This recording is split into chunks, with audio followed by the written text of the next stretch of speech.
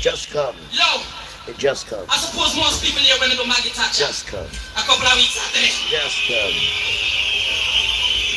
Fresh up. Just come. Just. Well, I bet you never know she Just ever come. sue me. Fresh up. She ever sue me, you know. 1619 to 2019. 2019. 400 years. Starts there. Finishes 2019. Right now, now go bring it down to I'll read it later. No how we are starting to up there. Right. Oh. Right now, before you go up on street town and you go nation to some rock back here, you have to stand up and shake grass, eating can. Or, you listen to Daily Mirror and Son and them paper about donation. Look how long my people are starving just the other day, they talk about donation. For the children. Yo, you have to check them things there, you know. Not generous, then generous, no one tall rasta. Take everything, rape my country clean. And I know them attack cool. You know them help me? Rasta. This one is called I Jam Me Fear. What I want a Rasta man? Well right now, it's a Billie Jean. It's a answer. Right. And right now, each and every question there's a answer. Why not MC a go like them big? I man don't know. Rasta know. Get them style. I jam me fear. Rasta no say la see ya jam me fear. Rasta no say la see ya jam me fear. Rasta no say la see ya jam me fear. Satan kiss my ass out to one down here. Because I don't make people them a suffer on here. But you them chooses batty them tear. And children in Africa can't even pick up here. Yo, camera woman, come on for the stage, man. How we are do pogo? You know them that dance the water pump, no pogo. Stand, second. Stand still, if you will. Come have no lyrics to spill. Especially the clear chant to each and everybody about there. Put it down past the other one, yeah? Last time I go go another one, you see? And I don't want to record jump because I'm pleased man get fixed for them thing there. I'll buck down your operator. Alright, clear the stage. But I get excited. I know Stevie Wonder in tune to, you know, and Michael Jackson. I jam me fear. Rasta no say la see ya jam me fear. Rasta no say la see ya jam me fear. Rasta no say la see ya jam me fear. Satan kiss out me rans out you are down here. The guns and you make people them a suffer on here. But you then tongue them fatty them tear. And children in Africa can't even pick up here. The white sound African cap up in a chair. I eat you with food and I drink for them beer. The government of England act like them here. But you black people the same everywhere. Oppression we go through you can't compare. Reagan and Misha'el talk on the ear. When it's on television pan them in a steer. Maggie and Jezebel Reagan talk like queer. If never down kick she gave a mirror. I want to go to class Mrs. Catalog weird. Reagan act like him young nothing long gray hair. We call them in the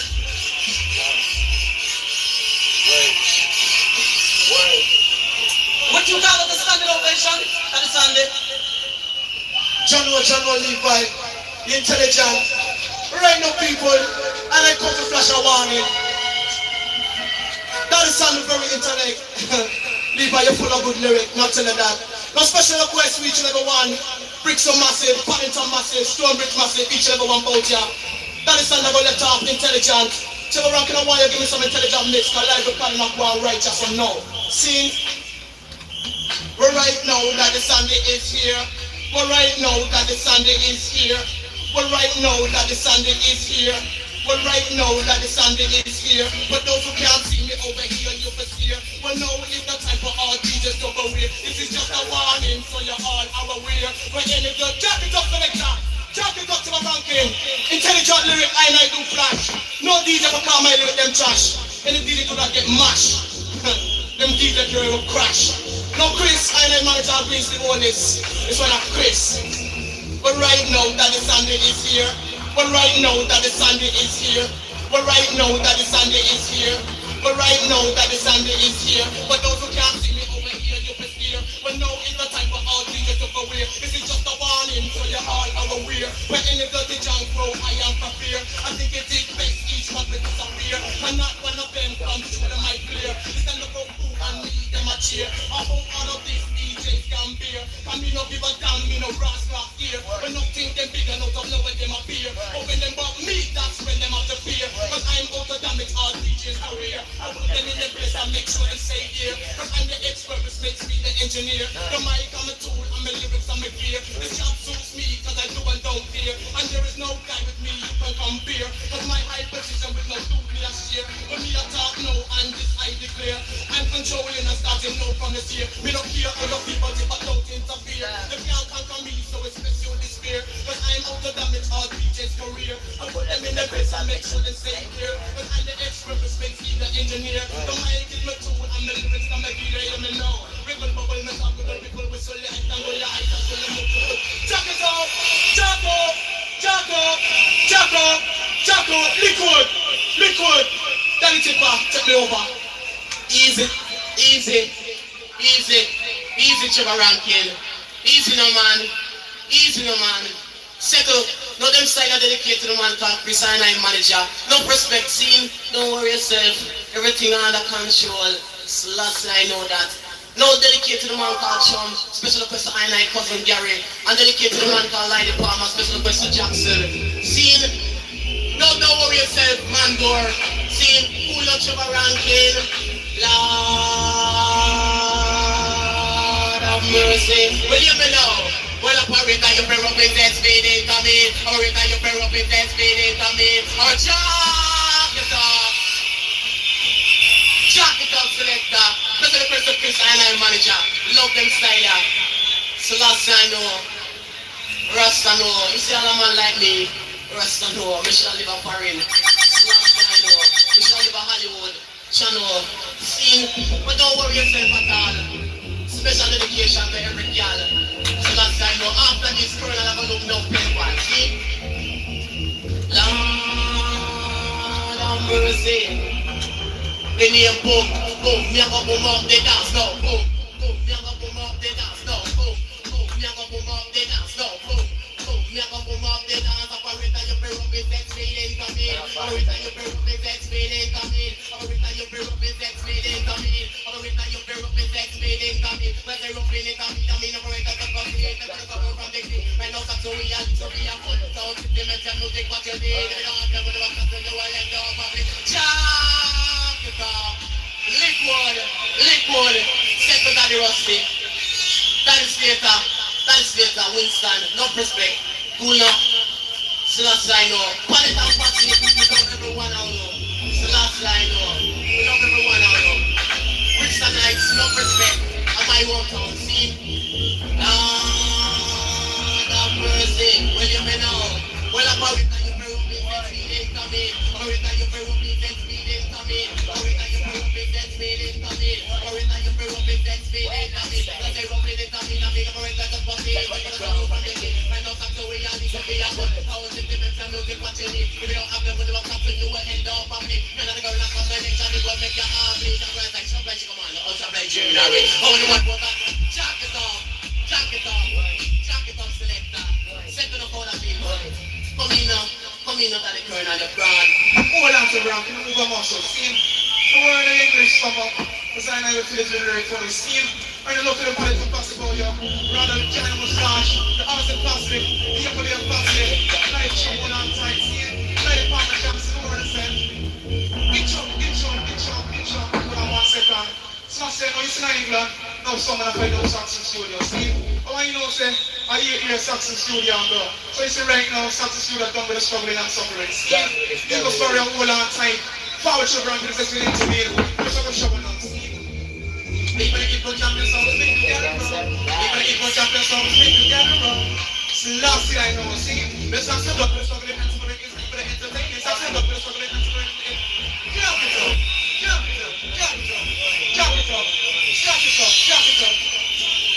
Don't worry yourself. It's got a man like me, sit back, leave by Rusty and Sandy. So now say I'm going to Hollywood about the film star. But enough man, look up to me in a position right now. See? Good. Let's not say that we're struggling and to make it like for the entertainment. Let's not say that we're struggling and to make it like for the entertainment. Let's not say that we're struggling and to make it like for the entertainment. Let's not say that we're struggling and to make it like for the entertainment. We don't want no bad way out to things that we say that sometimes it's actually going to go over now. So you better just control it. But I'm bringing me with myself, but I'm like this, I am sad. I don't like it, I'm not so good, I don't know you are listening. But I'm not no jump stopping. But I'm my son, I know I've been marching. Come on, you got my ring on the wall, now know you're riding. But I'm going to make it, if I can feel so just something. She will leave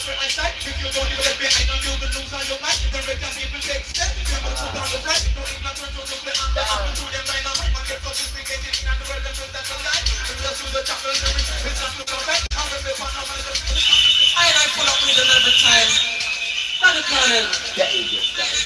So last thing, you know, let's clear the control to work right now. Much more like down the sound, no? Let's clear the control to work again. One song, you know? Easy. I know you can't put it and pass it, go to the arms and pass it, everybody and pass it, man, line chum rock. Or yourself and I just see, man, I don't do it for 90 long time. Right now, me go for your pocket, Junior. Mr. T, G-I, or yourself. So around to the point there, constructive with a trap and every track now, see? Just last time, you know. Get you. Yeah, man, brother people, it's 1984, at the beginning of the North Team, see? So it's 85 now, I want to get up stand up and fight for the right, and run myself, see? I want to clear the stage, see? Clear the stage. Ranking. Just get up and up, and fight for your right. Just get up and up, and fight for your right. Just get up and up, and fight for your right. Just get up and up, and fight for your right. Don't worry yourself, just settle, man, it's time to unite. But again, for the people, and you're right, we're mugging and fight. The everyday person, turn on with the gospel, sample light. Can't tell you, give me the business, but can't tell us what we're in the light. I'm not gonna experiment, there's something, and there's not but the mic. We're right, I'm gonna find it, I'm day, I'm gonna reach the night. Can't even time, it's time, we're gonna get something right. Because I'm gonna know what you're doing. Just get some ranking one more time. I'm wearing a style. I'm wearing an English stomach. I know a little bit of lyric for us. Ian Sauce, I know that. Security. Security, walk to the Angel Tower. Security, walk to the Angel Tower. Sauce, I know that. Let's go clear the stage, see? Don't worry yourself. Just settlement is fine to unite. Don't worry yourself, just settlement is fine to unite. Don't worry yourself, just settlement is fine to unite. Just get up and fight for your right. Don't worry yourself, just settlement is fine to unite. But again, for the people, you're right, you're mugging and fight. But every day, brushing down on the gospel, down on the God that I give it to the business, but I can't show me the light. Can't tell me feel it, show me. And that will go mad. You're right, living in the morning, living in the night, I'm living at night. Can't get them time, it's on the truth, getting up to feel right. So concentrate on what you do it. And keep on your eyesight. If you don't even let me, I know you will lose all your mind. Then let people take steps. You're gonna put on the right. Don't even control the answer. I'm gonna do them right now. And get sophisticated in the world, level that's a lie. Maybe that's through the chapel, it's just to sometimes. I'm gonna be fun, I'm gonna just put the sun, you know, the chapel right. To run us, I'm gonna get the road out to us. Just an eye. And then see them, and all of them, and they pull up them tight. So them things we don't brag. So when you like the insect, come right. Some to them are just up right, but here when I find out, pull up them up tight. Let it run on the town, let it run on the shop, but I ain't my eye. I'm trying to trip for you, look, it's for come, get the lamb, right? I'm signing up for busy, but I'm trying to right till it was right. I think I'm the boss when I go drop that with eye. You can drink and see, there is the arm in the pipe. Cause some of the hunger, just start to go them right. Right now, to face the world, I should do that to get you get right. If you start feeling the world, the spirit, I know that's right. To kill them, see like the criminal, let's do script tonight. I like the sky, but I don't want to come at twilight. In fact, you'll get down, so I'll get you to your arm in the right. But from your arm, we'll stand my God. So that's the I know. We need to keep an eye on. So that's the I know, that the colonel. Now set the crowd of people and don't worry yourself. Because you know the fire will come back by time. See? So don't worry yourself. That the colonel of man like you have to gain no respect. That would be my Sunday and gospel. See? Lord have mercy. God of people are you ready now? God of people are you ready now? We call it why we have to follow my God that desire. We call it why we have to follow my God that desire. You like it? Why we have to follow God that desire. Come again. Why chant the top selector? No settle. Settle right now. Something sound massive every time. Settle up the man. Easy man. Worry yourself. Settle what's the how we rolling. No settle that is later. I brethren, see, they get the tuning shot of respect. For the mic and that desire, we call it. Why we are the mic and that desire, you like it? Why we are the mic and that desire, you like it? Why we are the mic and that desire, then I come down and I go ready. But I have my mic and no one have no mind. Don't think I'm coming, don't think I'm ready. Don't think I'm top of the mind, just feel body. While you ring that ball, while you ring that fire up. Sometimes the reality and sometimes fantasy. And for we gonna live and the authority. And we control everything, we control the country. And everyone is such a ability. That's why the whole of we get by the company. When I don't know people, they will go blind me. And get this kind of will make up in their mouth. Step in the knee, go in and make them press. Shock it up. Or from the one year more than 4 lyrics. Lyrics for the people. It's the last thing I know that. No, don't worry yourself. Lord. Get him style. We call it why you have to put a mic on that big diary. You like it? Why you have to put a mic on that big diary? Put up it. Why you have to put a mic on that big diary, Lord? Why you have to put a mic on that big diary? When I come down, when I come from, when I come city, and if you share up people, and I shall be charity. I can't be mind myself, no one above my knee. Nobody can not come down, but I think I'm a crazy. Nobody can not jump on the mic. Spend money. And lyrics of my life, and lyrics of my hobby. Sometimes I fantasy. I want eternally, my family also rusty. And we control the big, we control the country. And I'm the whole of we get like the company. But I know they are deep, but they were cool blindly. If that will make a million most definitely. And when you read the right, and when you read them deadly. So that's why I know I'm coming for the baby. Lyrical. The lyrical sexy sound. I bet you're still playing up in here. This damn machine. Yeah, I've gone off to it. You see, I have the power. I've gone off this thing, man. I really have. You can tell spirit's gone up in. It really has. Because you've done what you need to do. We ain't really got a relationship we need to talk about. There's no truth in it. There's no truth in it at all. Just better activity in there. They're not growing. Stop speaking to stuff. That is the desperate, really foolishness of life. It's the whip. Bricks the light. The life. It's the whip. The life, brother. The life. The white life. And those lives put goodness down, the good people down. Those white lives. And today is the celebration of 78 years of the vote of the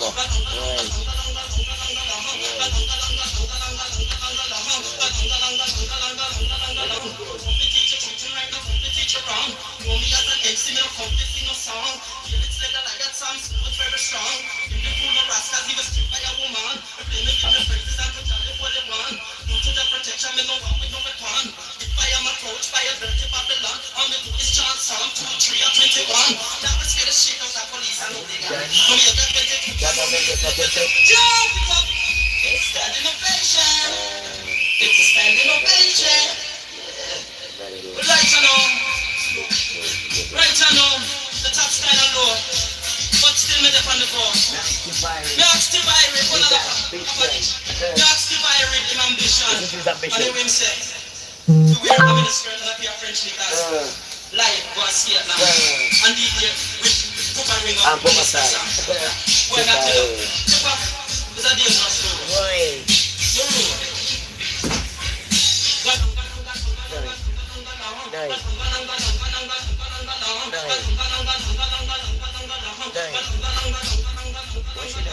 Competition truths and rights.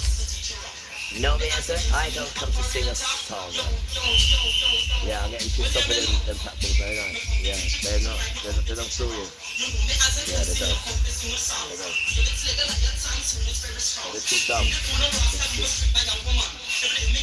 we're gonna be short for them very soon. I can say it. The other people don't get them one.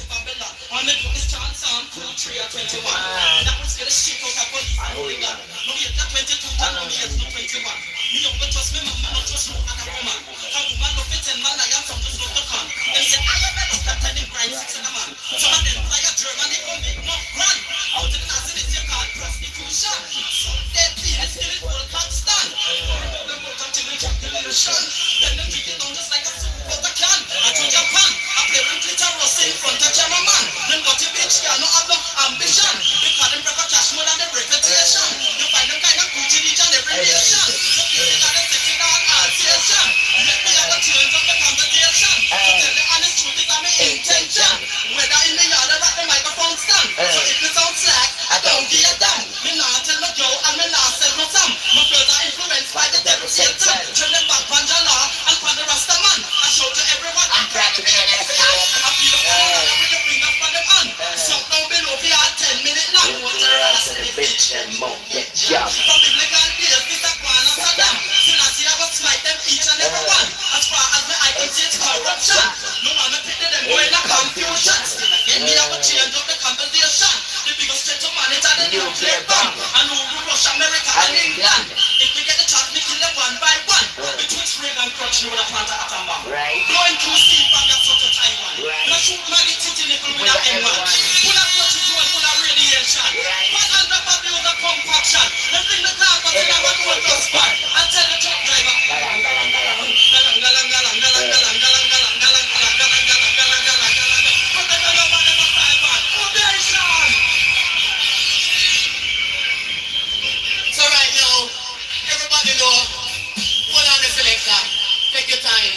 take your time, you're too fast. Alright, now everybody know what you buy around the corner and just a speak. See, everybody know that. When she right now, two socks and them G's so far away. We're going to give the 1985 style. See, well call, Tipper and Ronald again, hey, so then you're praying, Lord. No second. Tipper and Ronald again, hey, so then you're praying, Tipper and Ronald again, hey, so then you're praying, right now, brother people, right now on the second, and listen lyrics. But right now, them side have some wicked and wild passion. Sandy Kuno man, he's in our state. Where is that cooking? Tipper and Bernard again, hey. So tell your friend Tipper and Bernard again, hey. So tell your friend Tipper and Bernard again, hey. So tell your friend Tipper and Bernard again, hey. So tell your friend that when they come to lyric, we get to know that thing that intelligent lyric, that we flow from with when the lyrics reach higher, that in the house, we wait so far, Molly, we don't like holy hell. If I can see it, I'm from there, Colonel, if you don't mind sharp, well, then put together, what the what I say is no problem. Tipper and Bernard again, hey. So tell your friend Tipper and Bernard again, hey. So tell your friend, when you ready to find me, you're with blank, we want every number, look, this fucker, you know what they think. Maybe look, it's all right, we know all them. Every woman have a up, and every man have a den. And me and Tipper, we are friends. But I feel it is that person that we from the pen. But me and Tipper will separate the boy from the pen. Tipper and Bernard again, hey. So tell your friend Tipper and Bernard again, hey. So tell your friend, they will school of lyrics, don't fall on them. We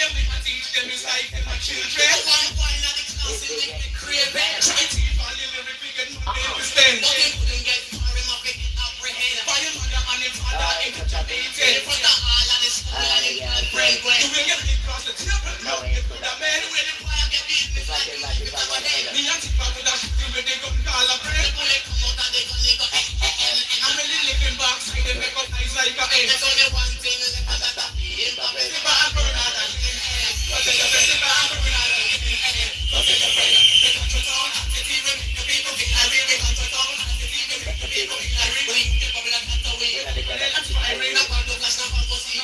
Everybody, just want to give to be a MC. Just like the rest of everybody. We don't feel happy, we don't feel merry. We should be a TV, entertain your family, and see for fun and money. Reality and fantasy. But down in history, let me take out and chop my ring.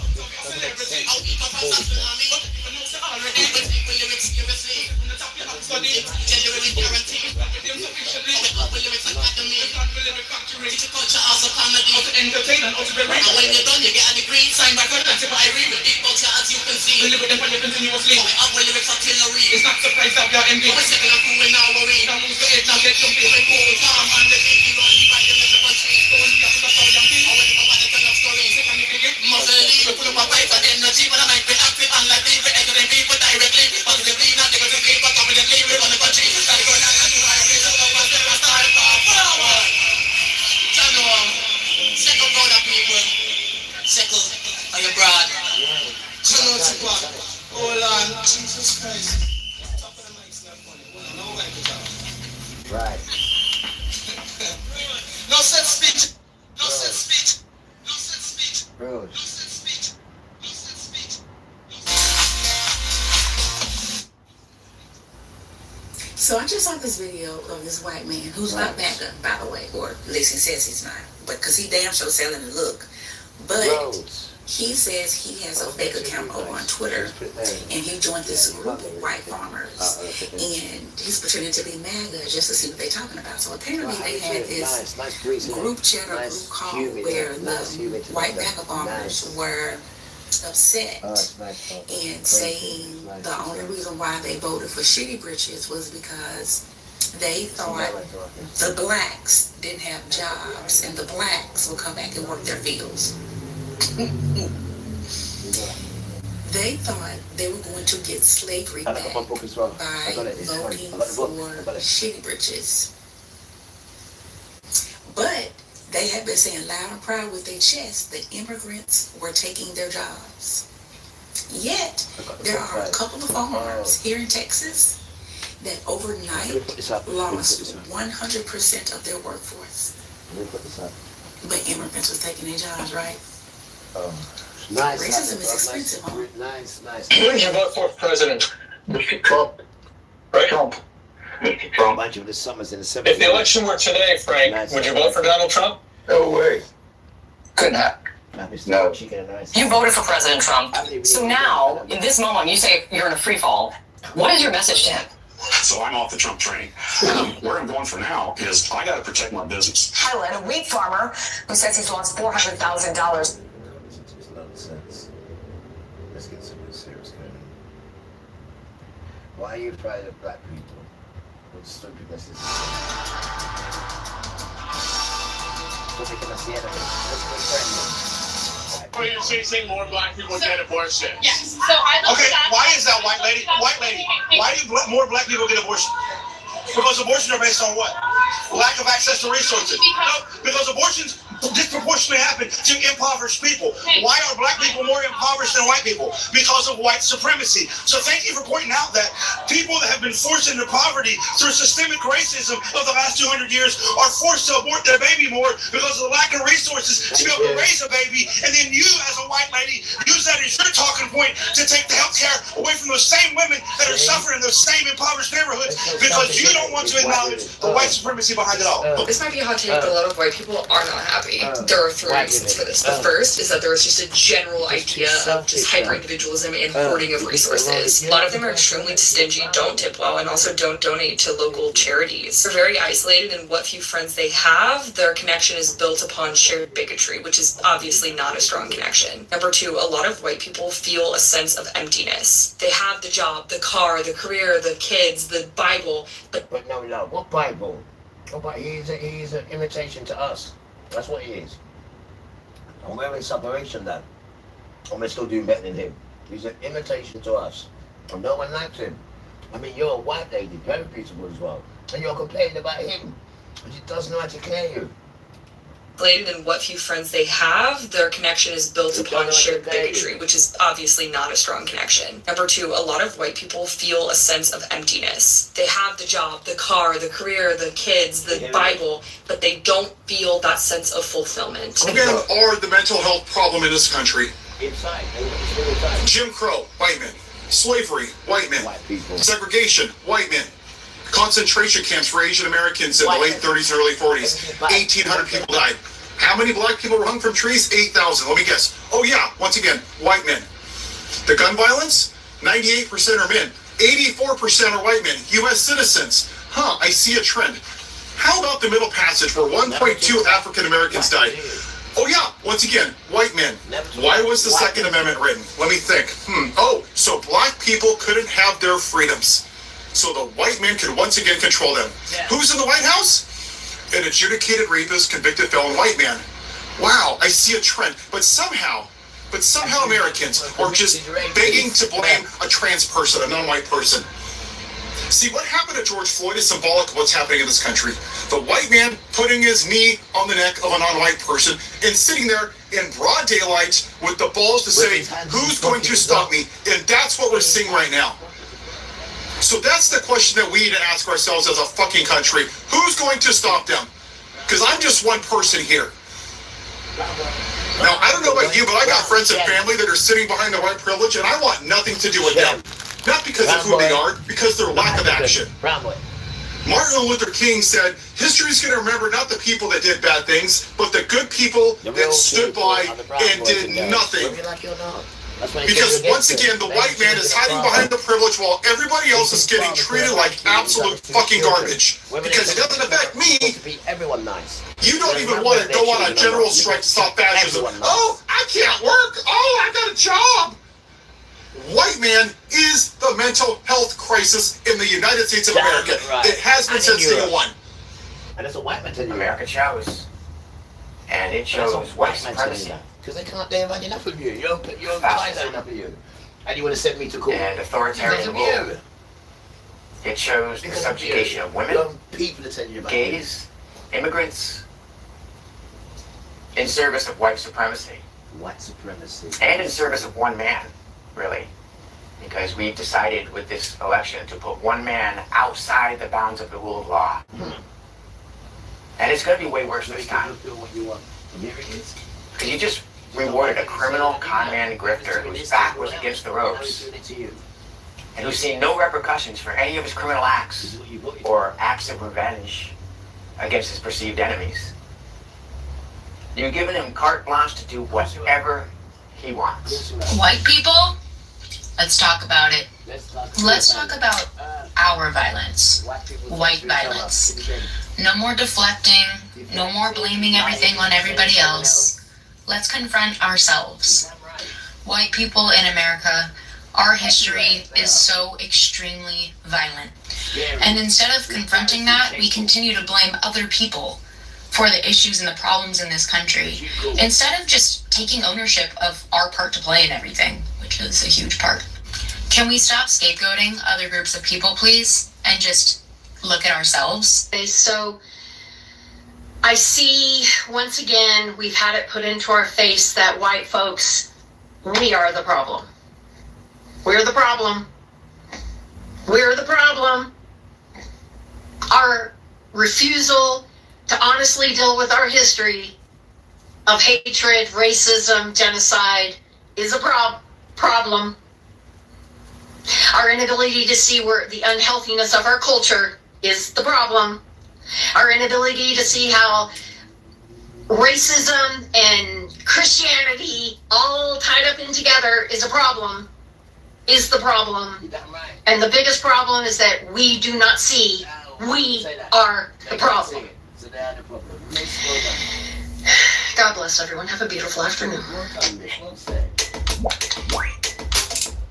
Keep your passwords safe. Choose Chrome to easily store your passwords.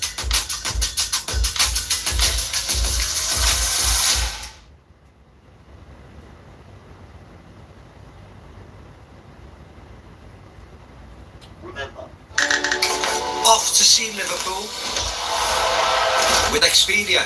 The more you buy, the more you can save. So while you're yelling, "Come on, you Reds!" remember, the fruit of the good children come out of the womb. The seed of the woman will crush the seed of the serpent. It's written, and it's coming to pass.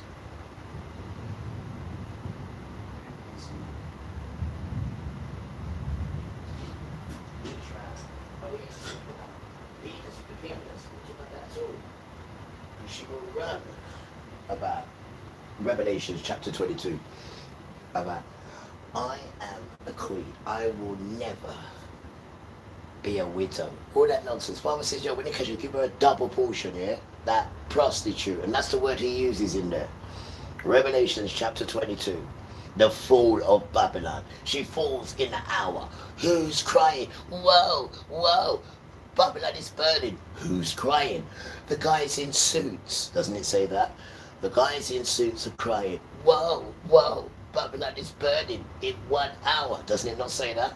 The guys in suits, you stupid idiot. This was not run by men. It's run by a woman, a witch. Mary. Did Mary do? Because the Pope is the one who controls all this nonsense. And he says Mary is the mother of God. But we keep asking him, so if Mary is the mother of God, and we must pray to her for sins, yeah? Then tell me something. Who made Mary?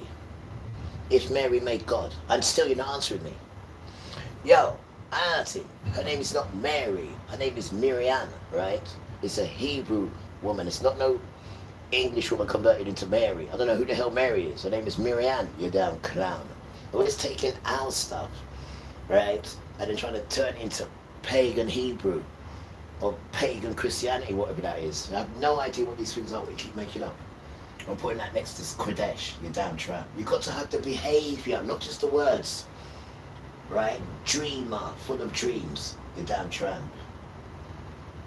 A lot of white people are trying to come out online to expose each other about this piece of racism. This shows that most of them, they are tired of their community, of their people, because racism has been there on this land of America for decades, from generation to generation. Let's dive into today's episode. Drop your thought in the comment section, then we'll come back with more commentaries. Whiteness before this app was specific to white people in America, which is kind of the same thing, right? It's like wanting to make love to a beautiful woman, right? But he can't get an erection. It's the same thing, miss, right? And it's the same thing. It's the same thing, right? The flesh with no spirit is as equal as longing to make love to a woman but cannot get an erection. It's the same thing, the flesh without the spirit. Now, me tell you that. Go and ask her whether she wants it rack and stiff or she just wants it floppy. Go and ask her. Damn tramp. She wants it with the spirit in it, you damn tramp. Me. There are these conversations we have about imposter syndrome, you know, like, I have imposter syndrome, I have imposter syndrome. And for a white person, the reason that you and I have imposter syndrome is because we are imposters. To be born white in America is to be born a settler. Even if we don't own land, the cultural implications of colonization and the power structure means that we have a settler psyche. That's how our brain works. That's how we think. That's how we... This is from a white man, you know. I'm glad that you're telling your people the truth, though. Because if one father comes, they will know, because they're hearing it from all different people, which is good. And these people are saving themselves. That's what they're doing, right? Because then you can come over and father just tweets you up a bit, and if you can handle it, and change your heart. If not, I kill you. But carry on the way you come around, because it's very merciful. Just talk to him like a child, man, when you get through. Trust me, I should know. I should know. Me. There are these conversations we have about imposter syndrome, you know, like, I have imposter syndrome, I have imposter syndrome. And for a white person, the reason that you... He wants children who are weak. Where is it? Here it is. Here it is. I've got one in there and one in the kitchen. It's Hebrews 7:28. It says, for the Torah, which is the Bible, it says, the Torah appoints men, not as priests, not as bishops, and not as bishops, which then transfer themselves into weight, which transfer themselves into the Pope. No, because that praises Mary. He's looking for appointed men as high priests only, right? Men who have weaknesses, like all men, no other, right? So you can put down your Rambo and you can put down your Commando, right? But that's not what he's looking for, you stupid man. Put your toy soldiers down, you damn fool, and come as you are. And I have imposter syndrome is because we are imposters. To be born white in America is to be born a settler. Even if we don't own land, the cultural implications of colonization and the power structure means that we have a settled... You don't understand the land. You understand it where you walk.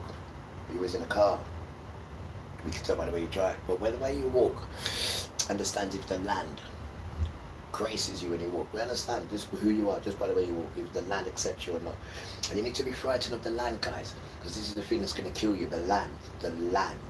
And white people are at a disadvantage because they have no melanin to protect them. This is where you're at. This is the same thing that you're cursing. The sun hears you. You swap the sun's day as well. You didn't respect the sun, but then you want to honor it and call it your God in your pagan way and bring all that pagan food up to it when it's a Hebrew sun. I mean, are you ridiculous trying to transfer nature as well? Changing the months from 13 to 12. Changing the cycle of 28 days where the woman takes from the earth, takes from every month, left it open for 1 month for them dirty witches and them dirty whores. And that falls on, guess what? The 28th day. There's only one 28th month that you've kept, and that's February. And her name is February. And they celebrate her weight. Thank you. And they celebrate her, wait for it, they celebrate her February the 14th. Is it starting to make sense now? And then when you bring yourself into that and bring your wife into that and give her gifts, then that spirit comes into you because you're celebrating her nonsense in this pagan dance. And they shut down the rest of the months so women don't get the 28th cycle from the 28 days of every month. Say it and try. And women don't know these things unless they're connected to that 1 month. That one whole month of 28 days. They even know what I want about, do you? Because they don't tell you these things. They don't tell you these things at all. And you don't come out the right women, you damn tramp. You come out of 28-day women, which is who? February. That's her name. Not February, February. They all have all these names, are all pagan names to their gods. January is Janus. Double-faced Janus is what you celebrate on New Year's Day. That's what you're celebrating. Janus, January Janus, double face, and it's a male as well, and it's got a name of Janus. It's just not your every name means something. So they change our names because they mean something. The earth shakes when they call our names. So they've changed it for their pagan, and these are the gods that they're called in. Hope it's starting to make sense to you now. These wicked children. And that's why it's coming to smash it up. And when you're reading it, it says, don't be like these stupid children who see the sun, see the stars, and see the moon, and honor it as some damn stupid god. Do not do that. It tells you in there. Don't follow these stupid children, because this is what I'm coming to kill them for. So you carry on. This is why you don't read the first 5 bits of that book, do you? Because it tells the children, before I release you, which is Deuteronomy, after that, then I release you. These are the things you know, because I've told you. And you've been through it with Moses. He splashed the blood on you. So this is why they don't have you reading the first 5 books. So you don't know who the children are, and you don't know the personality of your father, because you will learn the personality through the first 5 books. Because he doesn't play, he's talking to the children. It's oral tradition in there, the first 5 books. Oral tradition. And then I'm releasing you. And when they keep getting it wrong, he has to keep putting them in jail, which is giving them to other people for a period of time. He doesn't say forever. And still ain't worked it out. Because they've covered it up really good. They've covered it up really, really good. But that is the dance. Psyche. That's how our brain works. That's how we think. That's how we go. And the entirety of the sense of self in whiteness, for white people, is a fabrication. It is a lie. It is pretenders. We are imposters. That's why we have imposter syndrome, because we are imposters. Why do you think white people, especially white men, me, why do you think we're so fragile? Why do you think we can't handle conflict? Why do you think we run away all the time? Why do you think it's because we have a fragile sense of self, a fragile ego, and we're fragile because we're trying to keep up this charade of being superior, which is... that is very true, right? You know, I have to really respect this boy, father, really true. Why? Because when we go over to suicide now, right, you put too much pressure on these sons, and I've told you this, right? And when you're doing that, they're committing suicide. The most highest rate of suicide is white boys. Again, it's not to laugh at. I told you that already. It's not to say serve your rights. Not when you're killing yourself. That's completely different. That's a complete different energy there. And it just goes to show you that these sons are not built for what the system's trying to force them to do. And this is what people are waking up now. Just be yourself. Just be yourself. Father's looking for weak men. Weak men. So be yourself then. You ain't got to commit suicide. They're trying to get you to be something that you ain't. So that system keeps going. They're not killing themselves. They're not killing their children. And they're feeding this poison into us. And white sons, you need to talk down. You're not a pom-pom. You're not weak. You're just not built for that machine down. No one is. So when they're trying to change you, speak, man. Speak. That's not what you want to be. You just want to be whatever you feel comfortable with. That's you. And you grow in that. That's what you want. You don't want this machine changing you down. Because white boys are committing suicide. Top rates. And it's not funny. They need help, bro.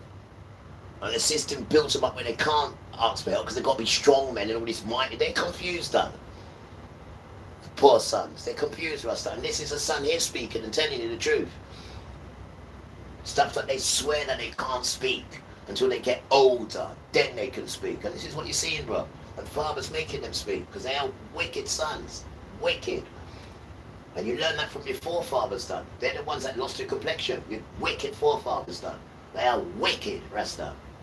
In America, which is kind of me. There are these conversations we have about imposter syndrome, you know, like I have imposter syndrome, I have imposter syndrome. And for a white person, the reason that you and I have imposter syndrome is because we are imposters. To be born white in America is to be born a settler. Even if we don't own land, the cultural implications of colonization and the power structure means that we have a settler psyche. That's how our brain works. That's how we think. That's how we go. And the entirety of the sense of self in whiteness, for white people, is a fabrication. It is a lie. It is pretenders. We are imposters. That's why we have imposter syndrome, because we are imposters. Why do you think white people, especially white men, me, why do you think we're so fragile? Why do you think we can't handle conflict? Why do you think we run away all the time? Why do you think It's because we have a fragile sense of self, a fragile ego, and we're fragile because we're trying to keep up this charade of being superior, which is a fucking lie. The irony of a superiority complex is a deep sense of misery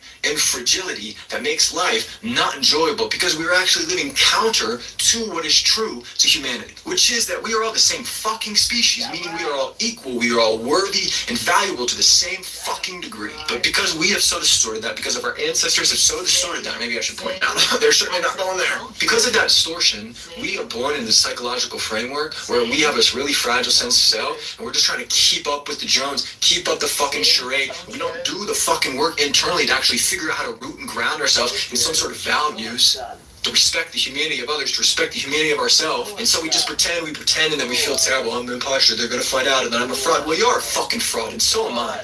Because we're fucking white Americans. Now, this is a little bit different for men and women. There is an imposter syndrome that exists under patriarchy for women that I'll never understand. And so I'm just speaking to the white portion of this. But if you are white, even if you're a woman, it's a little bit different, obviously. But like white people in general, we are fucking imposters, man. And we gotta confront that and look at it dead in the mirror. Because do we want to be fragile forever? Do we just want to like not be able to deal and handle conflict forever? Do we want to do this bullshit right to comfort forever? And I'm looking myself in the mirror right now. This is what I realized this whole last year. I am a fraud. I am a fake. I am a pretender. That's who I have been. That's not who I need to continue to be. There's a better world. There's a better life. There's better relationships. But the longer we run away from this shit, the longer we fucking hide, where are we going to get? We're never going to be good community members. We're never going to be able to practice actual revolutionary values. We're just going to keep in the same fucking bullshit, distant, non-intimate, fake, imposter shit. We have imposter syndrome because we are imposters. It's like white people have done every single thing in our power to make black people feel less than, to feel worthless, to feel inferior, and you didn't. We failed. We failed in that. We enslaved you, we beat you, we bred you, we treated you worse than cattle. We did everything that we could in order to make the black person in this country feel inferior. And you are still here. And you influence everything. Every single day is influenced by a black person in some way. Music is influenced by black people. Fashion is influenced. The way we speak is influenced. Every single thing that is American culture has been influenced by black American. So as a white person, if your people have spent hundreds of years telling you that these other people are worth less than you, you're going to be fucking annoyed when they don't act the way that you've been told that they should fucking act, right? That's their mentality. That is what their mentality is. They've been told their entire lives that black people are inferior. And so when you don't act that way, it enrages them. And that is it. It's jealousy. The community that black people have in every situation, Montgomery, there was a hat thrown in the air and you guys jumped into action. It was, I am so trying to be respectful. I really not trying white women tears this. Black women have the DNA for every single human on the planet. It is in your bones. You make it. And that is magic. So it's another, it's like, I don't mean this in any disrespectful way. They're playing their role.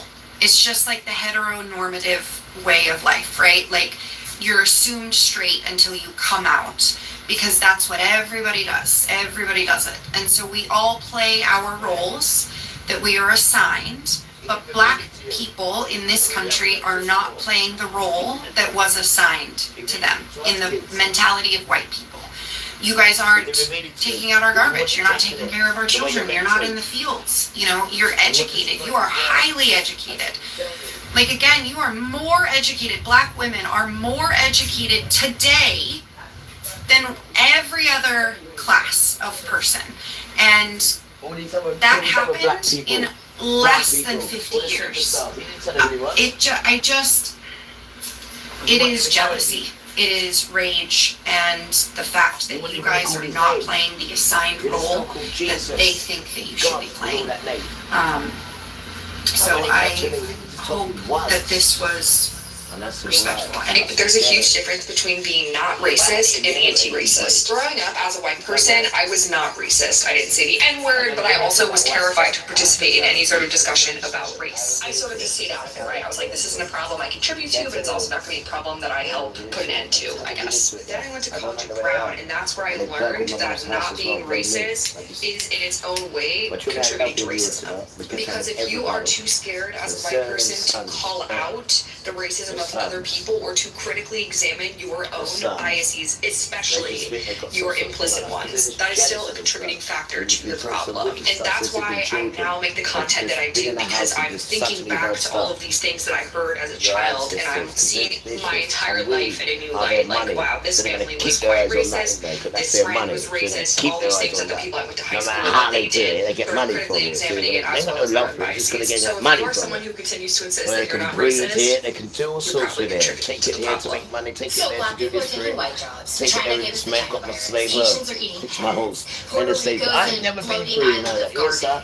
Right? I never had to kill me because I wouldn't have done it. Right? I wouldn't have been a good slave at all. I wouldn't have done it. I would have been killed. Rasta.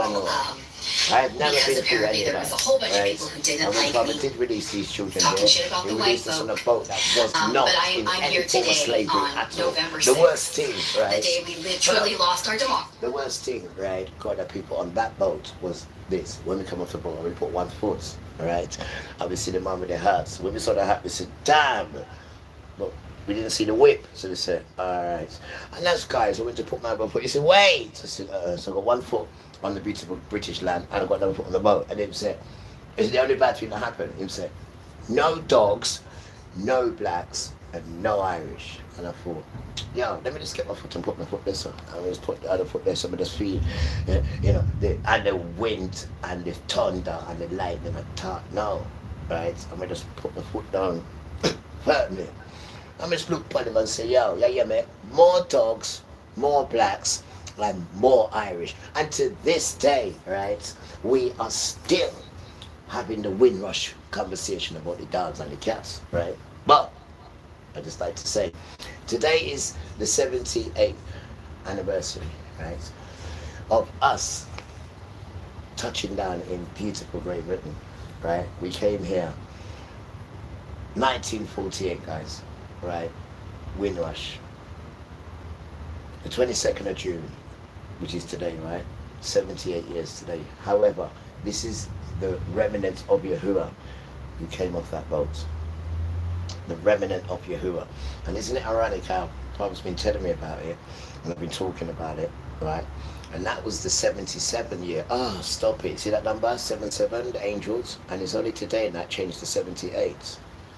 But all that time Father was calling the Windrush boat, and he's talking about it. It was in the year of 77, I know, and now it's in the year of 78. And this is the boat we come from. We are the second generation of that, not the first. The first generation are the ones we look up to. They're 6, 7 years older than us. They're the ones who teach us. And then we're the second generation. And then you've got the third generation, and I'd say maybe halfway in the third is when it got lost. That's when it got lost and just went big commercial. That's when it got lost. The children got lost. And that bleeding rap came in, and the trousers went halfway down and all that nonsense, and calling our sisters bitches and hoes and all sorts of nonsense done. You see a time, right? I realised the brothers don't like that rock and roll. That's what you thought. You know what I mean? Drinking blood and eating bats, and you know, next week you got Black Sabbath. That time you don't even know what it means, Black Sabbath. You have no idea what it means. But you know, decades later now, you look back, you think, what a wicked devil child. You know, eating bats and blood, where Father says, do not drink the blood of bats. He specifically says bats, and he goes and gets bats. And then they really do tempt Father, because Satan tells you to do it, because these children don't know to do these things until Satan tells them to do it, which is Esau. And then after they do that, then they go to hit their dance. And when they go to their dance, this is the stuff they do. This is the stuff they do. This is the nasty, wicked, dirty stuff they do every day. And this is why when you look at the people at the top now, they look at their faces probably when you pause them on TV. They look fed up, they're sad, because they've got to keep doing that nonsense, and they're realising it wasn't worth it. It wasn't, and they can't get out. They can't get out. To get out, they'll be killed. So your children are speaking now. That's what you're hearing now. Your children are speaking now of you. Your children, because you're a sellout, and this is what you're going to do. You're going to die in it, guys. And a child is telling you this. The grown-ups can't tell you this because they're all against it. They're all for this nonsense, thinking that there's not another side to it. When you're hearing it from children, there is another side. It's coming to kill you guys. So we're not doing it to frighten you. You know, you're not allowed to do that. But what you are allowed to do is tell the truth. I mean, no, you don't like listening to truth. This is why you got all these stupid stuff to direct you away from truth. Why do you think they give you alcohol and drinks and drugs and all that nonsense? To get you addicted. Once you're addicted, they have you. You can't even think about anything else because you've got an addiction. And they make sure they get you addicted to stuff. Anytime you go in their shops, you've got the addictive stuff there constantly. It's just there. And then after that, they tell you, oh, you need to come off it. You need to come, it's not good for you, it's not good for you. Yeah, they will tell you that. Once they got you addicted to it. And then they tell you, oh, you know, you're a bad person being on smoking. You're a bad person taking vapes, or you're taking alcohol. And it's these people who are pushing it to you. These same people. But now they're the ones who are telling you that it's bad for you. And then the same ones who are giving you tablets as an alternative. These tablets, what they make it. Not like it comes from the ground. They make it. Not like Chinese people who take herbs, which is natural, and put them together or do what they're doing and then sell it, which you just boil it or eat it. That's natural. That works. We know it well. But the laboratory is not natural. It's stuff that he's made up and tested on animals. And whatever the animal feels like, he says it's good for us. This wicked tramp. They are wicked sons because all they want to do is control. They are the back guys. They're the lowest of the lowest when it comes to father and sons. That's why you put them in the cold, in the north. You put them in the north, right up there in the cold. You put them in the middle, which is south. Andy, the one that's coming to... No, they put him in the north. And now he wants to come all the way down in the south, and they're praising it because they've got no one else, right? And Southman don't like Northman, as we know. Southman boast on Northman, as we know. And then all of a sudden now you need a Northman to come down and help you. And he can't help you. He cannot do anything. He's a Northman, right? And that's not even the third best city, Manchester. The first is London, the second is Birmingham, and the third, I have no idea. But they're not even the top, they're not even rated as anything. But then he's going to be the Prime Minister. Because you're desperate, guys. It's breaking down, man. Desperate. And it's trillions in debt. It's trillions in debt. You're waking up every day, putting your money, your taxes into something that's trillions in debt. So, you know, Father's still trying to show you how cursed the thing is. And you're still giving your devotion and everything to it. You can't hear all that what's going on outside. The weather, you can't hear it. Alright, imagine when it does that, but 100 times worse than that, when you go, what are you going to be like? You're going to be in your house terrified. What about when it takes the roof off your house then? Or it just starts sinking, you know, like putty. What will you do then? Remember, this is his earth. Oh, my ears are ringing. This is his earth. Remember that. This is his earth, not yours. We're all lodgers here. This is his earth. He appoints where we're going to stay. I'll give you this. I'll put my name in that place. Make sure you run it like this. I'll give you that. That's how it works. And then you want to come and take this and take that. He's going to murder you. And then you kill all the people there and put your people there. And then you start bringing your gods and start praising all pagan gods. And then start mixing your gods and your sons with the real children. And then persecute the real children on a lie. But take all their riches. And take all their style, all their grace. And then tell people that they're this and they're that. But people are waking up like Father's putting truth in the people that he wants to put it in. And he's making you believe the lie. He's making you live and be comfortable in the lie, but you can't because your children are turning against you now. Not on ITV, right? Not on BBC, right? Not on Channel 4, right? Because them stations are idiot stations, right? Not in the newspaper, because the newspaper's controlled by big fat white men, right? You forget what happened to the news of the world. I mean, you like gossip so much, especially salacious gossip. You've been coming out in your boxer shorts. Yeah, you even coming out in your nightie. Look, just to run to the shop to get the news of the world. Just to listen to this gossip, what these white men make up. You know, coming to people's private lives because they haven't got a life, these white men and these white people. This is how they live, by gossip, causing trouble, scandal, this, that, salacious nastiness. This is who these people are, man. And then they expect to have an economy where it all runs nice. And every day someone's getting raped. Every day someone's getting killed. Every day. And brutal too. So bad that the children are doing it worse than the adults. The children are murdering worse than the adults. And they're putting it on the internet as well. Right? And it's not talking about no more internet. Right? We're talking about the dark web. And this thing sells. For hot cakes. This thing sells. And you don't know what these things do, you? Yeah, just... To tell you that you white stop having children, guys. Are the fucking problem. We've always been the problem. You are the problem. You're the very viral. Because apparently there was a whole bunch of people who didn't like me talking shit about the white folk. But I'm here today on November 6th, the day we literally lost our democracy, to tell you that white people are the fucking problem. Damn right. We've always been the problem, and we're always going to be the problem. Damn right. I am not one of those fucking pick-me girls, okay? I am on all the marginalized groups' side. I will say fuck the patriarchy to anyone who will listen. Patriarchy, is that what you call it? This right here, this Donald Trump presidency for 2024. You got a feeling? White. So it's, we let all of our black and brown and gay and lady friends, we let everyone down. Gay people are no good. Yep. Anyway, they're gonna get... You can only blame you, white people. And I'm trying to make this video so it doesn't come down because you are the fucking racists in this country. Yep. I mean, you are the ones that called every marginalized group a slut. Not that bastard. Sorry, not but that's what he called me. And that's what I got it. I got it. Have the fucking day you deserve. I never got his voice. Racism devastates people from the global majority the most, obviously, let's be really clear about that. But whiteness carries a cost for white people too, and I wish white people could get that into their heads.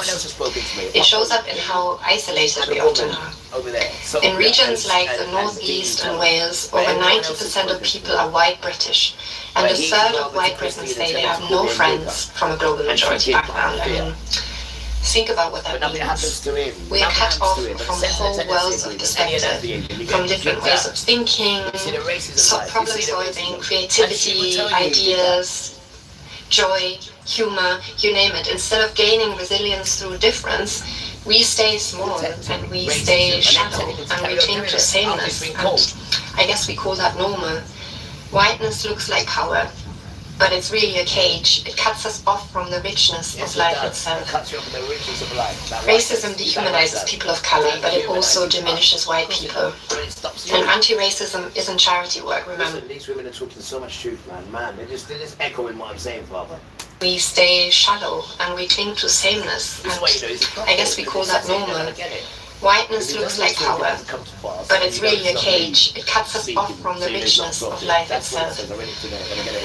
Racism dehumanizes people of color, but it also diminishes white people. And anti-racism isn't charity work, remember. It's how we open the door to fuller humanity, connection, and possibility. I mean, it would be great if we did this out of the goodness of our hearts and for the sake of justice. But if that feels like too much to ask, do it for selfish reasons. Do it because your life will be richer, deeper, funnier, and better if you do. We promise a tenfold refund if it doesn't work. Traditional dentures can lead to jawbone loss and alter your facial contour over time, but this denture completely avoids such issues. It can be fitted in just once. Have you seen them children? Have you seen any Christians? Have you seen them children? Damn. Can we stop, for once, at least, maybe in our nation's history, stop trying to blame white on white crime on black people? Can we stop it for once, at least, please? Like, we all knew when Charlie Kirk was killed. We knew who this was going to be. We knew who the suspect was going to be, a young white man. We knew it.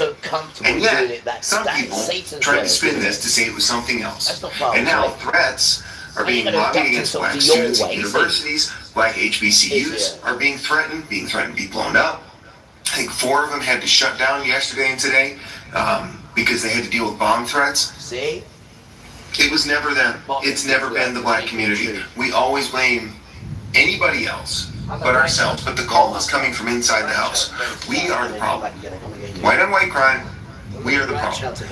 We've always been the problem. So let's, for once, stop trying to blame somebody else and look inward and try to address the actual problems that we are the ones creating upon ourselves. I cannot wait for the comments on this one, but white people, we're gross, and I just learned yet another reason why.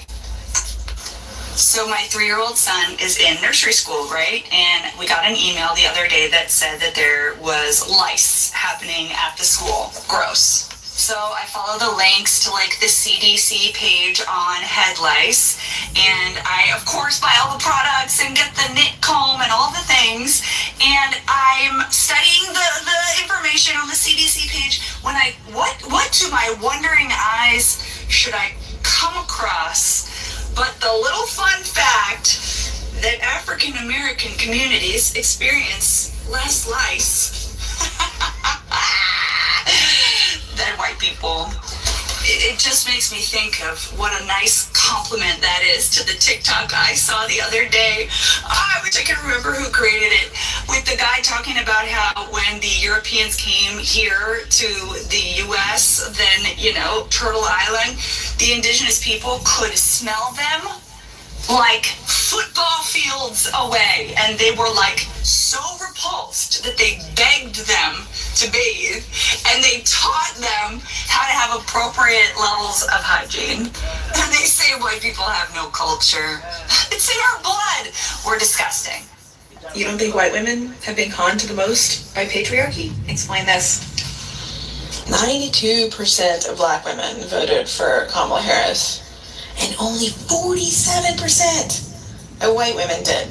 So more than half of white women voted for a patriarchal rapist. Why? Because they were the most conned by patriarchy. Sure, patriarchy runs thick in all of us, and we all do have to deconstruct, but because of patriarchy's intersection with white supremacy, it hits different for white women. White women are told, yeah, white men might be the most powerful in society, but you can live in their houses. You can have access to the places where these men go, to the places where influence happens. You can just influence your husband to get the world that you want, because your husband will be the most powerful in this society. Patriarchy says, yeah, you have to submit to men. Men will always be higher than you, but you get to be higher than everyone else. And this is how patriarchy subtly convinces white women to help them enforce white supremacy culture. It says, yeah, you can't be at the top of the ladder, but we'll give you the second rung, higher than the rest of them. Patriarchy doesn't make the same promise to black women or to Latino women. It doesn't work so hard to con them because it knows that they're likely already sufficiently oppressed by white supremacy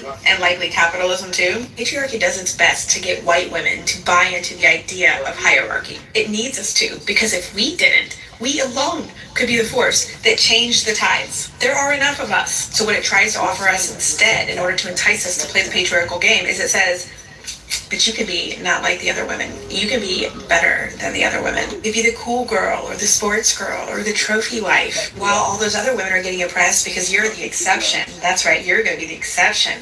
Then you will get treated better by patriarchy. Patriarchy won't forget about you and render you invisible when you're in your 40s like it does those other women. You're special. If you're just self-sacrificing enough and you prioritize your children and your husband, oh, there will be a bright future waiting for you. Don't listen to those other older women. They're just bitter because they're not special like you. You're different. Patriarchy barely plays that game with other women. That is a game designed for white women. It's why white women are so competitive with each other, because they all think they're vying for the slot of the special woman, the exception to the rule that applies to other women. Little do they know there was never any such exception. That carrot is like the bunny that the greyhound is chasing around the track. It always just seems to elude them. By the time they figure it out when they're in their 40s and they start getting treated like they have no value, well, by then they'll just be discarded while their husband gets somebody younger who doesn't yet know this, and then that younger woman will be told, you're the exception. It won't happen to you. Just wait, you will be cherished forever. White women need to own our shit. You should be really embarrassed by this. Go ahead, be on the wrong side of history. Listen, Shaquita. Isn't that Rachel Pro? Not stitching this to stitch for this woman to understand anything, because there isn't a chance she's going to until she needs other women. She just won't understand it until she needs other women. Because white women are the problem. White women are the problem. I am the problem. So I'm trying to be part of the solution. I'm trying to help white women understand that the reason you're going so hard is because a man told you to go that hard. And men are getting you to do their bidding war for them and go against women. You know, I am a woman's woman through and through, have been my whole life. I have never, will never, and don't need to ever be a pick-me girl. And it's really sad that white women are the problem. But we need to be part of the solution now. Women. Each and every time I came across this such a particular video of these white people trying to correct their community about the way they think about racism, this proves what black people has been. Idiots, I should know. The damn idiots, then. They hear the thunder out there, they get frightened. It does those other women. You're special. If you're just self-sacrificing enough and you prioritize your children and your husband, oh, there will be a bright future waiting for you. Don't listen to those other older women. They're just bitter because they're not special like you. You're different. Patriarchy barely plays that game with other women. That is a game designed for white women. It's why white women are so competitive with each other, because they all think they're vying for the slot of the special woman, the exception to the rule that applies to other women. Little do they know there was never any such exception. That carrot is like the bunny that the greyhound is chasing around the track. It always just seems to elude them. By the time they figure it out when they're in their 40s and they start getting treated like they have no value, well, by then they'll just be discarded, while their husband gets somebody younger who doesn't yet know this, and then that younger woman will be told, you're the exception. It won't happen to you. Just wait, you will be cherished forever. Why women need to own our shit. You should be really embarrassed by this.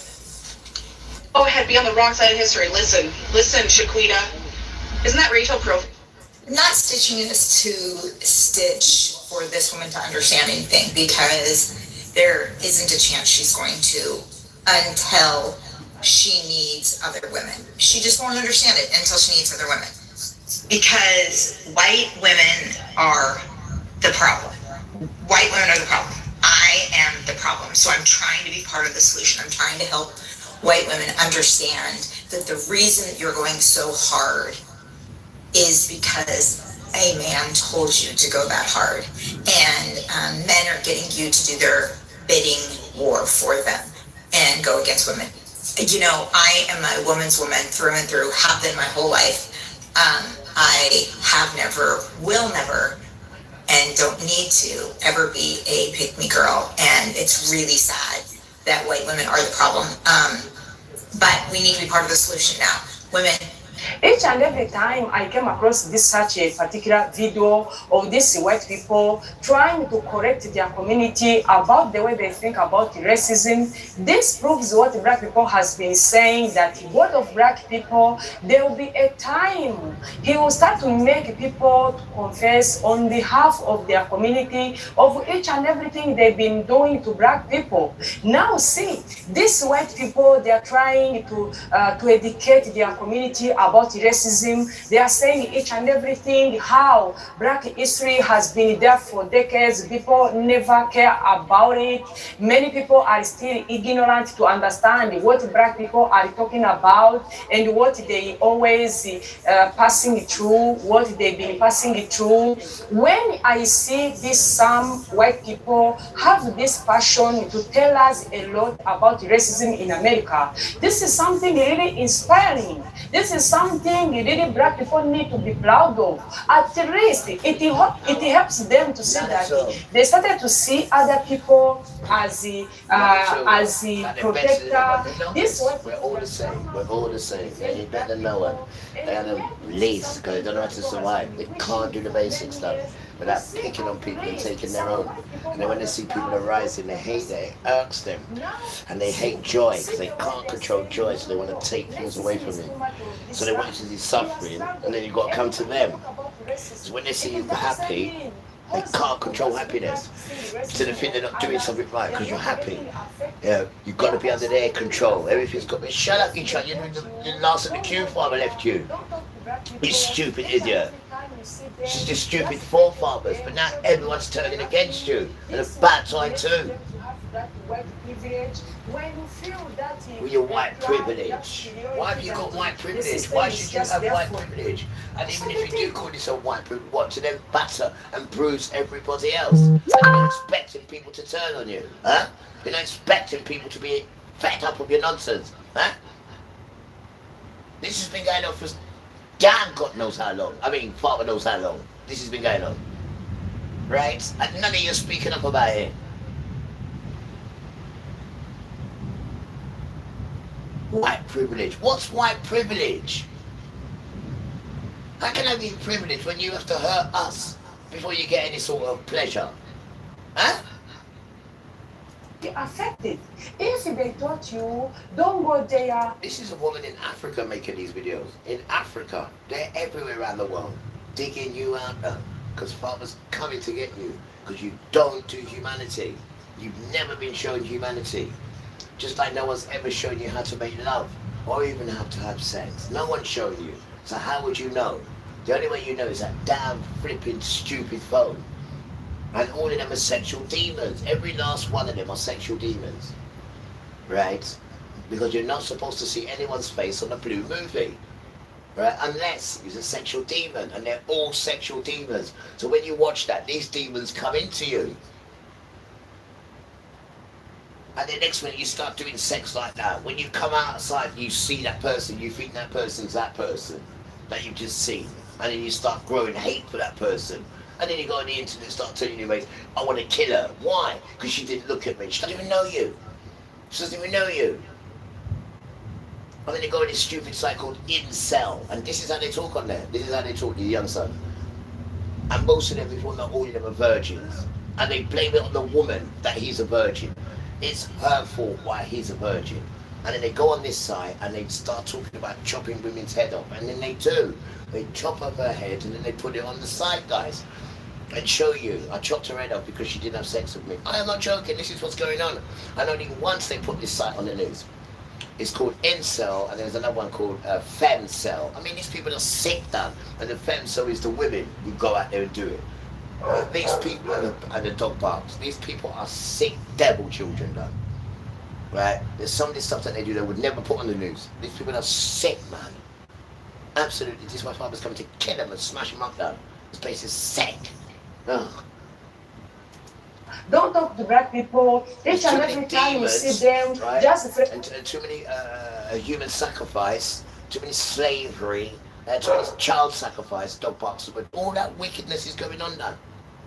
In the highest degree possible. All that wickedness and that poison food, Rasta. You're in a Satan dance. Why don't you think you're in a Satan dance? How the hell, right, could you think that you're in the real world? Huh? What gives you the belief, or even the understanding, or even the knowledge to think that you're in the real world and this is how people treat each other? Huh? You've never been loved before. You've never been loved before. Or made a fuss over before. You've never been.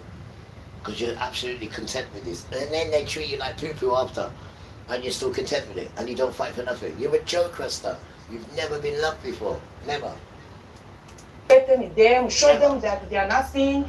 This is what makes them to have that white privilege. When you feel that pride, that superiority, that the system is just there for you, you end up being lazy. We see some white people, they are just there like that, depending on the government funds, because they feel that privilege. They don't want to go out there to work. This is the cause of being racist. You feel that each and everything good should come for you. Other people are not supposed to come in your space to enjoy what you are enjoying. This may cause some people to get affected of that mentality of racism. When we see some Karen, the way they threaten black people all over the place. You have a small business, you are starting to make it grow, and whenever a black person steps in, you are harassing them, you are making each and everyone to have that attention, and they will come for you. They will start to boycott you. You are going to end up being blocked again because of you having that risk. I'm going to put cameras on and the good public save me still. This is what these people have been doing. And to be honest with you, I'm fed up with their platforms now. Because there's no enlightenment on it, man. It's just the same nonsense on there. I don't even go on it no more, if you've noticed. It's just, there's nothing on there for me. It's dead. It's dead. Yes, we're doing Father's work. But there's no output to it. There's no output back to it. It's dead. It's just the same dead nonsense done. Like the people don't know nothing about Father or anything. They don't answer the right questions. They're always fighting against it. Instead of going with it like they know what they know. You don't know nothing. You don't know nothing at all. They tell you about these Christianity nonsense and these made-up religion. This is why you don't seem to have time for them, though, because I ain't got time to sit down and explain all that nonsense, yeah? Because you can see the things inside people, right? As well as them talking, things are coming together. I ain't got time to be educating people who don't understand it. You have to keep explaining it to them. And then when they explain it to children, they get it the first time. They get it the first time, and then they can give you a version of it as well. And you're thinking, rah, I didn't even think about it. Yeah, because they open you up now. But all these adults say all they want to do is fight against it, like they know better. Quiet, man. This is why we're in this situation. Because you know everything. Yes, about nothing. Right? And you just don't like that you don't know nothing. So you want to try and make yourself like rare tear, but you get yourself in more problems. And you want to come and infect yourself in something so Kodesh like this. And push the children out the way and not tell them who they are.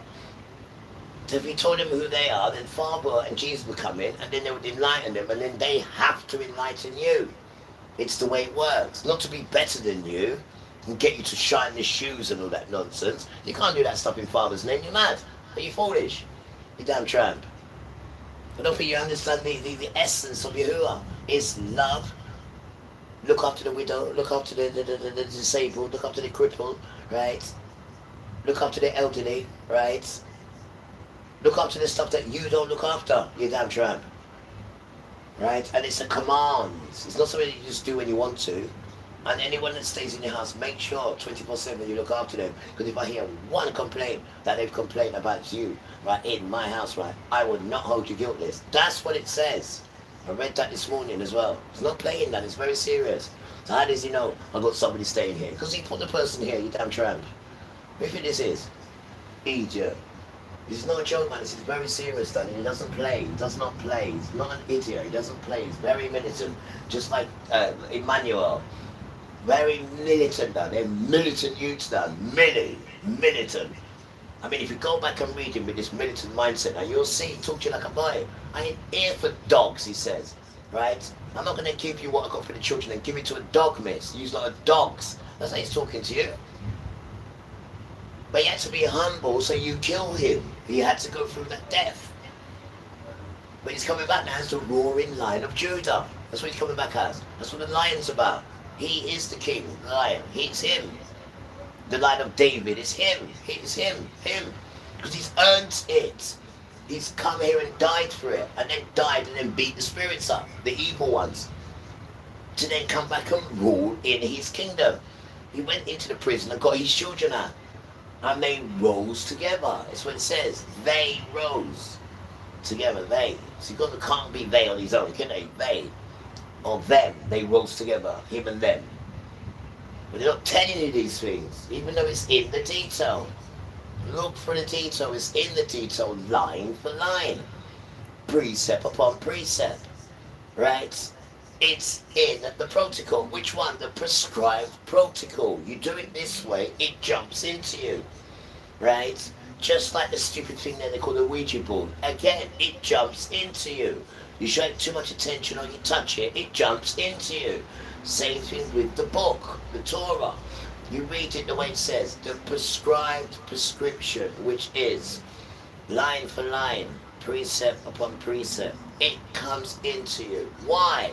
Because line upon line is the prescribed protocol of how it jumps into you. And it does jump into you. Why? Because the Ouija board jumps into you. So if the Ouija board does that, where do you think it learned it from? It learned it from the book. And these are the things they're not telling you. So they're coming up with their book, where the spirit's not in there for it to jump in you. It's not in their book at all. Damn tramp. And these are the things they're not telling you. Beautiful children. And you need to be careful of the weather. That's what you need to be careful of, that. But it's not your friend. racism in you. This is what we are saying each and every time. White people need to keep educate each other. They need to educate their community. In this century, people need to learn to do better. When you think you have this racism in you, and whenever you try to say something racist, try to tell your heart, no, I'm done. I can't keep doing such things. This is what will make some white people to heal. But this time around, when we see the way some white people, they are fed up. They are tired. They are saying white people has been the problem we are still having in America. If it was of their fault, of their mistake, we wouldn't see this life we are living right now. These people has messed up of each and every American life. They brought a lot of negative things on this land. Now see, we are suffering, some of us, of something we don't know. We never choose to be born as a white people. Now we are passing, each and everyone is blaming us on each and everything happening in America. And yet, some of us, we are innocent. We don't know anything. Have you seen?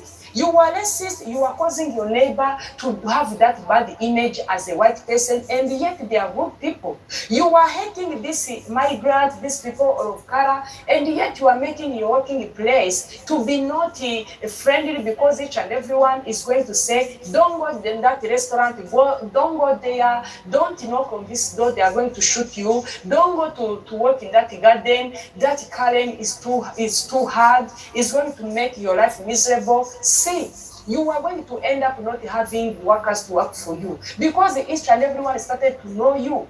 That's what we say. These white people, they are saying, we are done. Our community, they are making our life miserable because of them. Guys, let me know what you think today's episode. Drop your thought in the comment section. Do you think what these white people they are saying is something you've been experiencing in your real life? Do you think come out to go against their own is something really needed in this century? Drop your thought in the comment section. Thank you for watching. See you in my next episode. Bye. Menopause kills your metabolism. Tai Chi heals it. I just want to say I'm in such a good space that I am. And that is something. It's. I think you should bring it closer. Okay. Where did you put it? See, you can't find it instantly. Where is it again? I know. Oh, it's up there. Really? You get used to it. I should have split it up, shouldn't I? Like wind, rush, boats. I'm going to put the boat there. Maybe you should put that there and then get a picture of the boat there. Then bring that bit further in the calendar. Yeah, I will. I'll do it again. I should have put the V. Oh, there's something missing. The scattered, there it is. The scattered remnant of you. Yeah, the scattered ED, yeah, the scattered. You need to put that again. I need to do it again. I need to put the scattered remnant of Yahuwah. I know. It's beautiful. Look at the day as well, 2-2. 2-2. I know. I wish I'd have called it on 7-7. I do. I really do. I'm really super powerful with it. I know. Happened for a reason. 78, 48. The 8's there for a reason. The 8. I don't know that. 8's a powerful number. I don't really understand the singles yet. There's 2 8's there. I don't know what that means. Maybe that's a double there. 8, 8. Maybe. There's a double there, isn't it? If you take the 8 from the 7 and the 4 from. Could be. I don't know. Because it was 7-7, wasn't it? It could be 8-8 like that. Who knows? The year 78. It started 48. No, sorry, the 78 years it's been since you've been your ancestors. So it's not long, right? And you're what? 55. So it's not long now, right? 55, 55, 65, 75, 76, 77, 78, 23 years, really? 78, 88, 98, 99, 2000. That can't be right. Let's go again. Where are we now? We are 48. Right, 48, 48. 58, 68, 78, 88, 98, 2008, 2018. There's 18, 17. 19, 20, 21, 22, 23, 24, 25, 26. It is 7, 8. It is 22. So it's a door number. I know, but you don't tell me what they really, really mean. Just playing with me. I know. Why won't you tell me? I don't know. You won't tell me, guys. Just keep playing with me. These numbers, but this is up there. Angel number 55. She was a bright college student who dreamed of a... Yeah, they are. You give a little jump. Yeah, angel numbers from 00 to 99. So all the numbers are like 1, 1, 2, 2, 3, 3, 4, 4, 5, all the way up to 99. The angel numbers. 3 is a different set of numbers as well, but these we know about. I need to be careful of these people because they like to alter and put their own nonsense in there. But remember with these pagans done, they always alter holy things and make it their pagan nonsense. You can't hear anything from a pagan done at all because they have no culture, bro. All they do is steal people's culture and put it onto their nastiness. And the stuff what they do is burn children, have babies to burn. They do all the nasty stuff you wouldn't think of. Burn children just for the bones. That's why it's called bone fire. And bone fire now, which they've changed to bonfire. It's not, it's bone fire. And you bring them either a dog or a human so they can burn the bones to their god. And then they give you a treaty when you've done it within the year. This is the nastiness these people are. Right? And they're trying to get children like us to mix into that or to just go to prison because we refuse to do it. So they want to strip us, take our home, you know, and lock us up in jail. And do wicked stuff to us because we won't bow to that nonsense. I came in, we belong to Father, and it's him that's telling us and speaking to our ear. I'm telling him how he's going to murder you and mash you up, and you have no idea of stuff, right? And the only reason why these children can't tell you this is because they're idiots themselves, and they're involved in you, or they're scared of you, which is just ridiculous stuff. Or they're rascal, right? Them can frighten of you, right? And you never see Yahuwah, huh? And they're petrified of Yahuwah. I mean, absolutely, when they see Father, the colour would go out of them. Completely. Completely. I didn't even tell them to say, you're scared of them. May I tell you the truth, right? It's because you don't know your dad. You don't know your dad or your brother Jesus. You don't know him. Oh, I shouldn't even say that then, should I? Emmanuel, you don't know him. Because there's no power in it, so it doesn't make sense in calling it. The earth doesn't shake when I say it. You want to call them names where the earth knows, right? These are one of his mates. Because you've said the name. Jesus ain't one of his mates, one of his enemies. That name don't do nothing for the earth at all. Not one thing does it do. It's a foolish name, that's that. That name's connected to a drawing. They drew this guy's name, Da Vinci or whatever, and then called him Jesus, and then put the face. That's the face you're seeing. This guy Da Vinci, what they drew and said, this is Jesus. That is the face, what everyone sees, this white man. That's him, that's Jesus. That is Jesus, that. No, Yeshua and Emmanuel is brown skin, right? Hair like wool, white, and does all the magic on them. That's a completely different spirit and person. Complete. No Roman in that one at all. And when that one comes back, you'll see, because he comes back as the roaring lion to beat you up. And he'll be coming on a horse, on a white horse, with the trumpet. War is done. What war is when they come in the trumpet, right? And the trumpet coming like 10 sound system, right? No, you've heard mine. No, this is the one section. Like the Kopini mighty, not that, right? Not even Saxon Son or Frontline, not that. We're talking about the trumpet. No, this is Saxon and Frontline times 10. Yeah, that's better. War is done. I used him coming for them hearts saying, let's stop it. So, I ain't dream about it morning, noon, and night. When we're looking at the cloud, weird. I just say, what about time too? He says, oi son, it's not open. I said, all right. And him just come in. And he knows where he's going. Straight to your doorstep. Right? Straight to your rib cage. I went and said, where is his jaw? Why, Father? So I can put hooks in his jaw. That's how he speaks, miss. Come here. Let me put 2 hooks in the boy's jaw. Weird.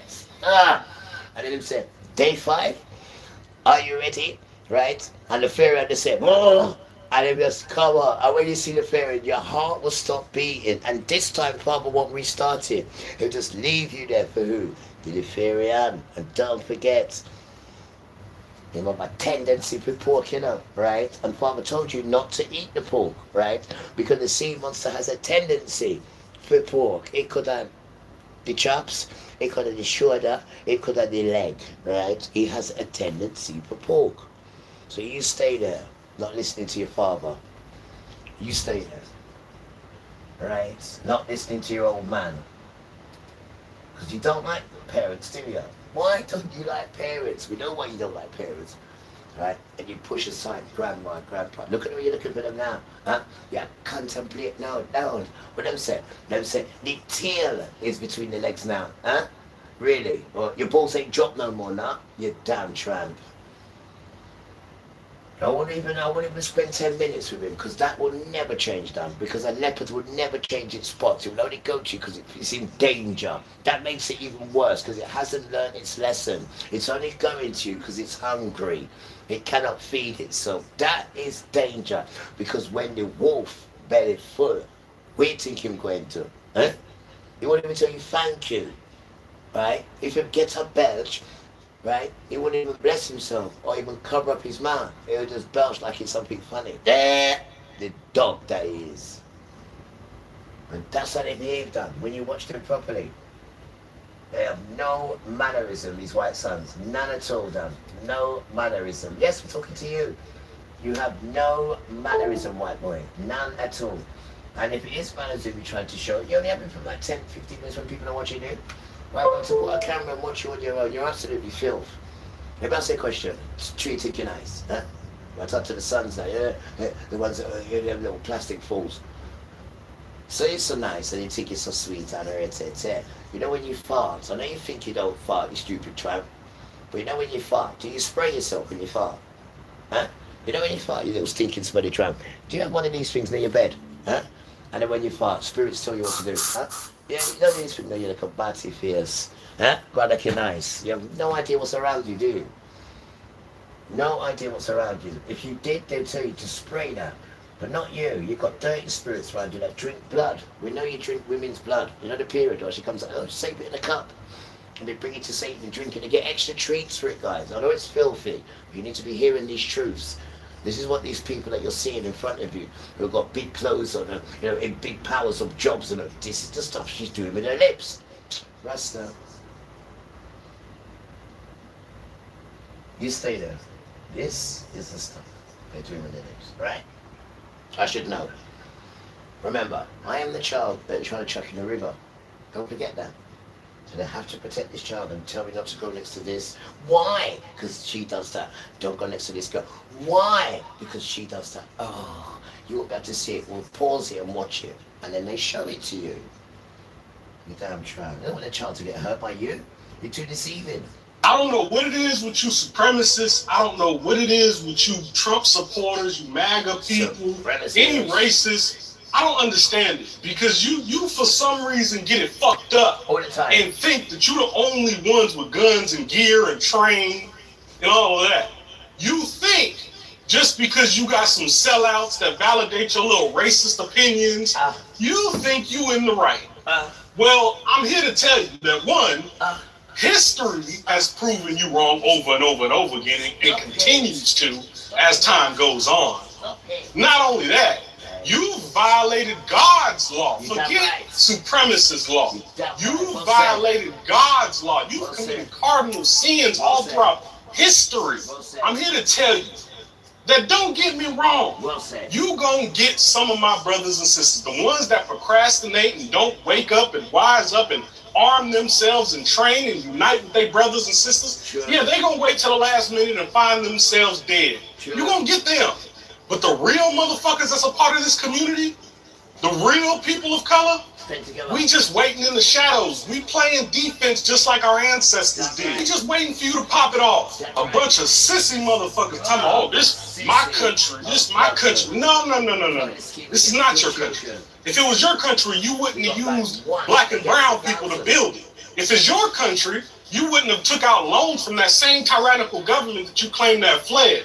If it's your country, you wouldn't need China or Africa's natural resources. You wouldn't need nobody. But it's funny that it's your country, you so patriotic, yet everything in your country comes from outside this country. Every asset in this country comes from outside this country. And to my people of color, I love you, but you motherfuckers better wake up fast. Because you're going to find yourself in a very unfortunate situation. The only thing that's important right now is unity, is training, and healing from all the trauma that we suffer from. There is nothing else more important. Not them designer clothes that you spend your whole paycheck on to satisfy some motherfucker that don't give a fuck about you. Not that expensive ass car that you went and got to go impress a bunch of motherfuckers that you probably not even gonna be friends with a year from now. None of that materialistic dumb shit is important. And to realize that is the faster you can start your process to healing. Is the faster that you can start your process to uniting this community. Is the faster that we can start the process to really fixing some shit. But guess what? Until y'all do so, ain't nothing gonna happen. It's just we gonna continue talking, gonna continue doing a whole bunch of nothing but complaining until y'all do some healing. If you live in a state that is not Second Amendment friendly, move. I get it, easier said than done, Mo.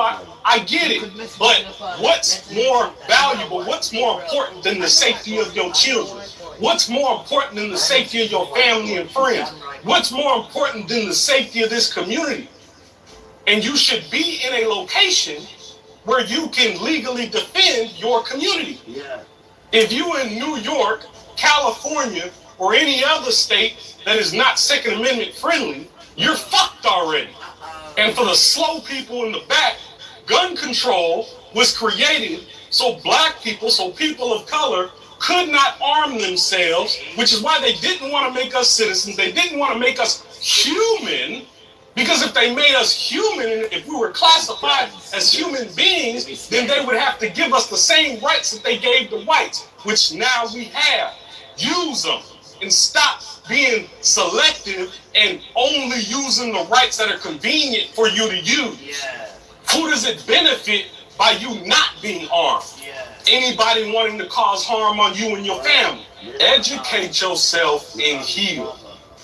Train and heal. Arm yourself and heal. Unite with the people and heal. There shouldn't be no blood versus blood, Crip versus Crip, GD versus GD, BD versus BD, Vice Lord versus Vice Lord, or any of the in-between. There shouldn't be none of that, because all of your gangs was created to protect the community. So why have y'all not returned to that purpose? I don't want to hear no excuses. I already done heard them all. I already done researched them all. I know about how this government did this and they took all the leaders away and now we ain't got no structure. I know all of that. But how you gonna keep using it as an excuse when we got work to do?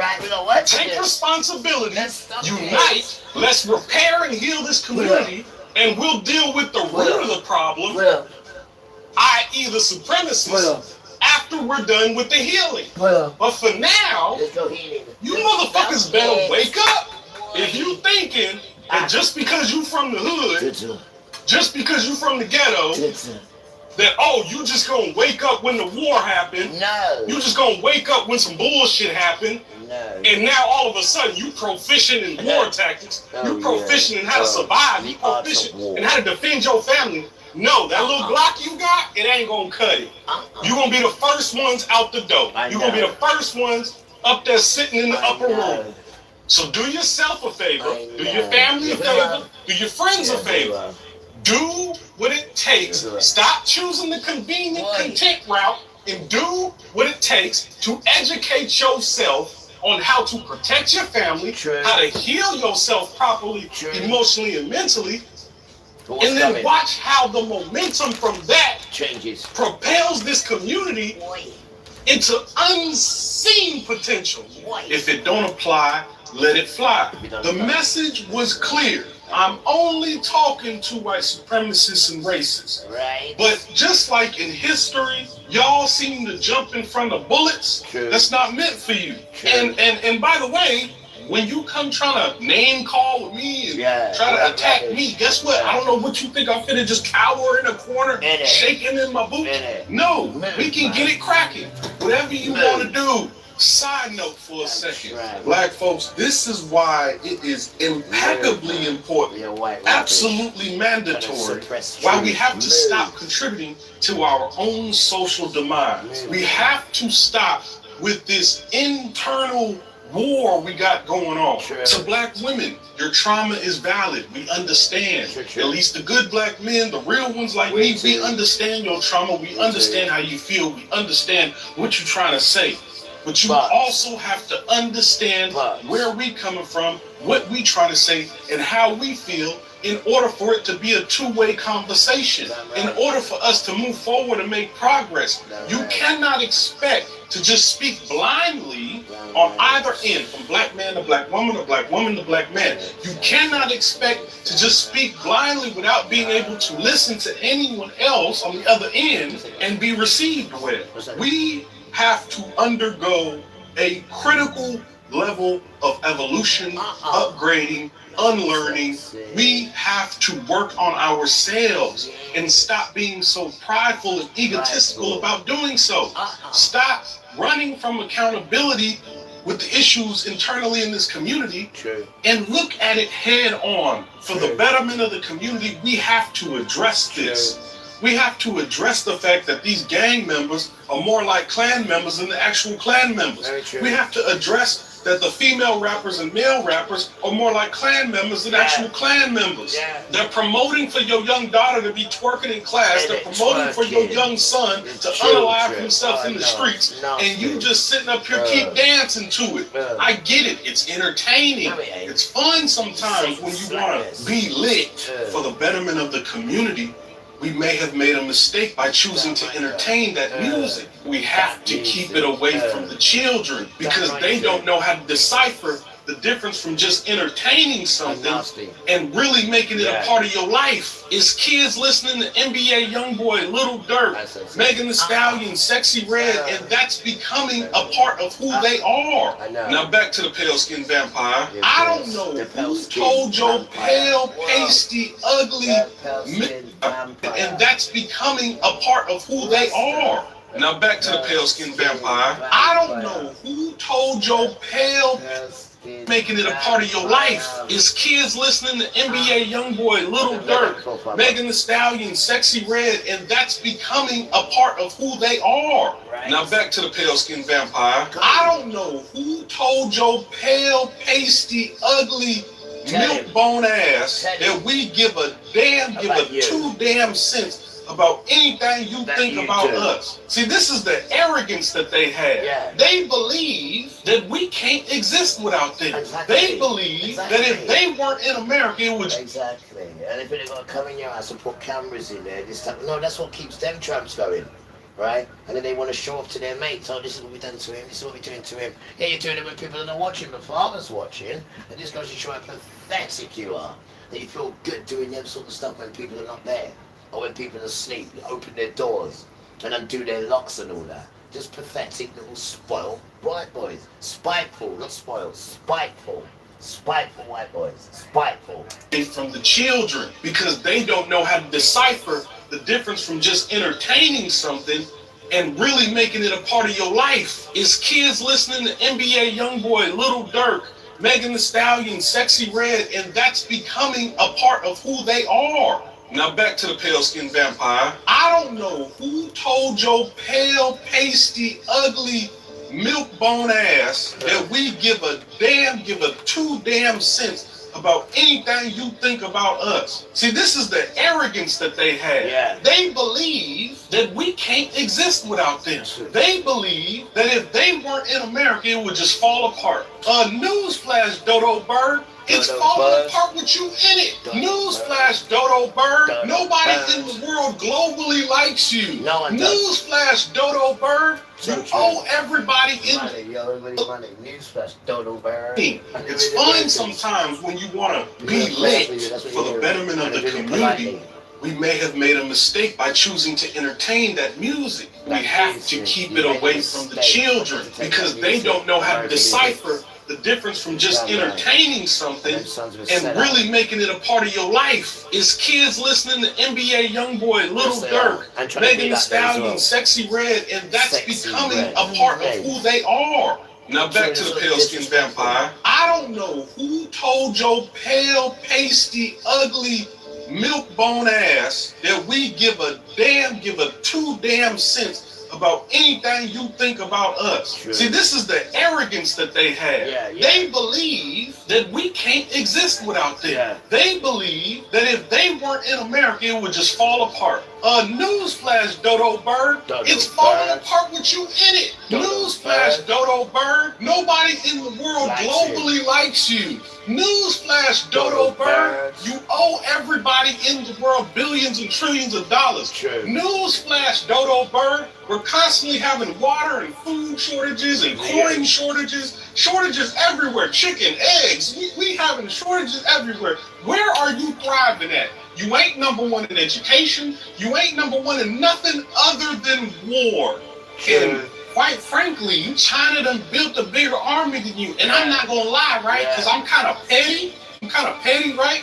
All China would need to do, for real, is put some money behind the Black American community, and we might do the job for them. The truth is, we've been taught to decorate our cages instead of building our own houses. And each time we talk about why that is a flop, just take a second and let that sink in. Why? Because what we've seen wasn't a mere video, right? But rather it's a mirror showing us where we are, where we're falling as a community. The first part of the video talks about the hate that is out there. We know for real there is so much hatred out there. Black man or the black people, we black people, there's no place where we go to find peace, right? Wherever we go, there's so much hate from the whites, from the browns themselves, from the Indians, from the Arabs.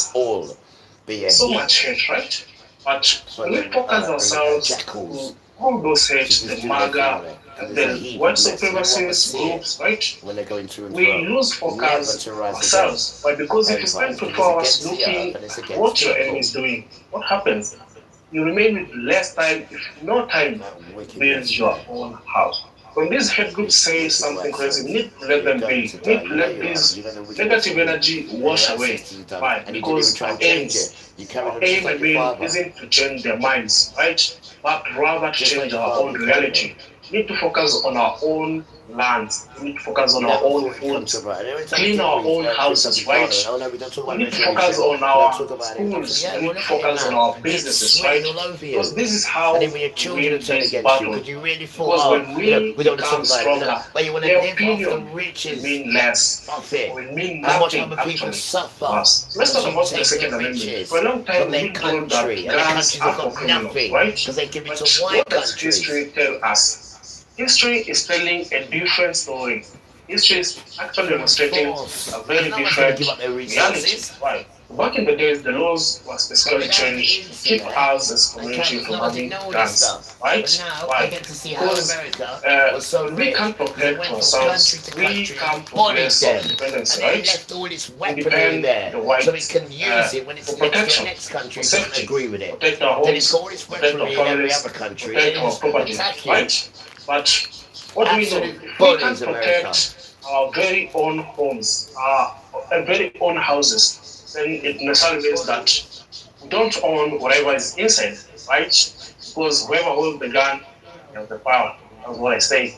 We know better, right? We know that being a man or a woman who knows how to protect his family isn't being out there in the streets, right? But it is about taking responsibilities. One thing that the white supremacists have never done. It's time to take our security seriously and stop waiting for anybody else to come and save us. But there is one part that is so hurting because we as a community are the biggest consumers the world. Right. We go out, buy a $200 shoe, $1,000 bag, and we call ourselves that. Yeah, bro, you've made it.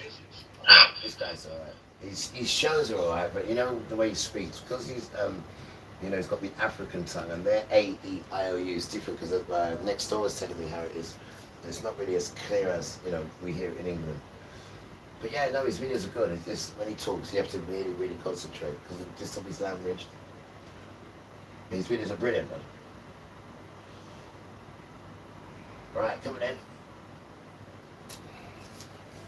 For this wonderful expose, and I hope that you have been inspired, that you have learned something. Next thing. I know. Okay, here's the product. I have a different clearer voice. I'm British, and I have a British voice. Is Pynamos from the drinking material? Next layer is realizing that there is no escaping the consequences of your history. Alright, who's this now? And realizing that those consequences are in fact being imposed upon you right now.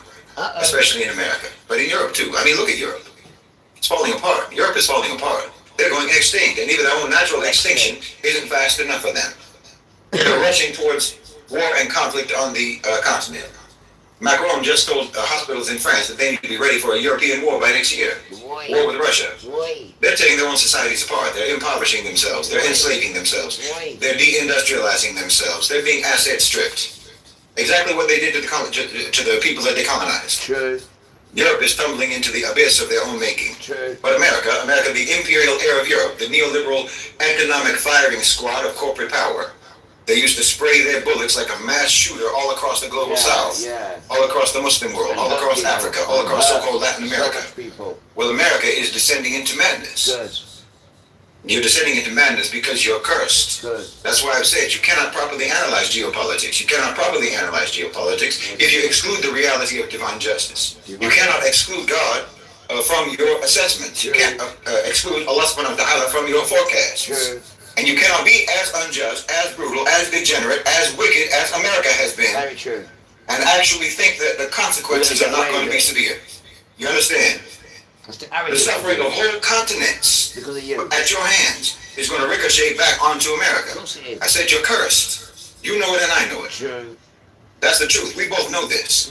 Because you can't have any sort of religious sense, any religious sense of justice, and not know that. Even if you call yourself a Christian, if you call yourself believing in God in any way whatsoever, you cannot pretend that you don't know that America is cursed, and it has been cursed ever since you all landed over there in the first place and started massacring the indigenous people and stealing their land.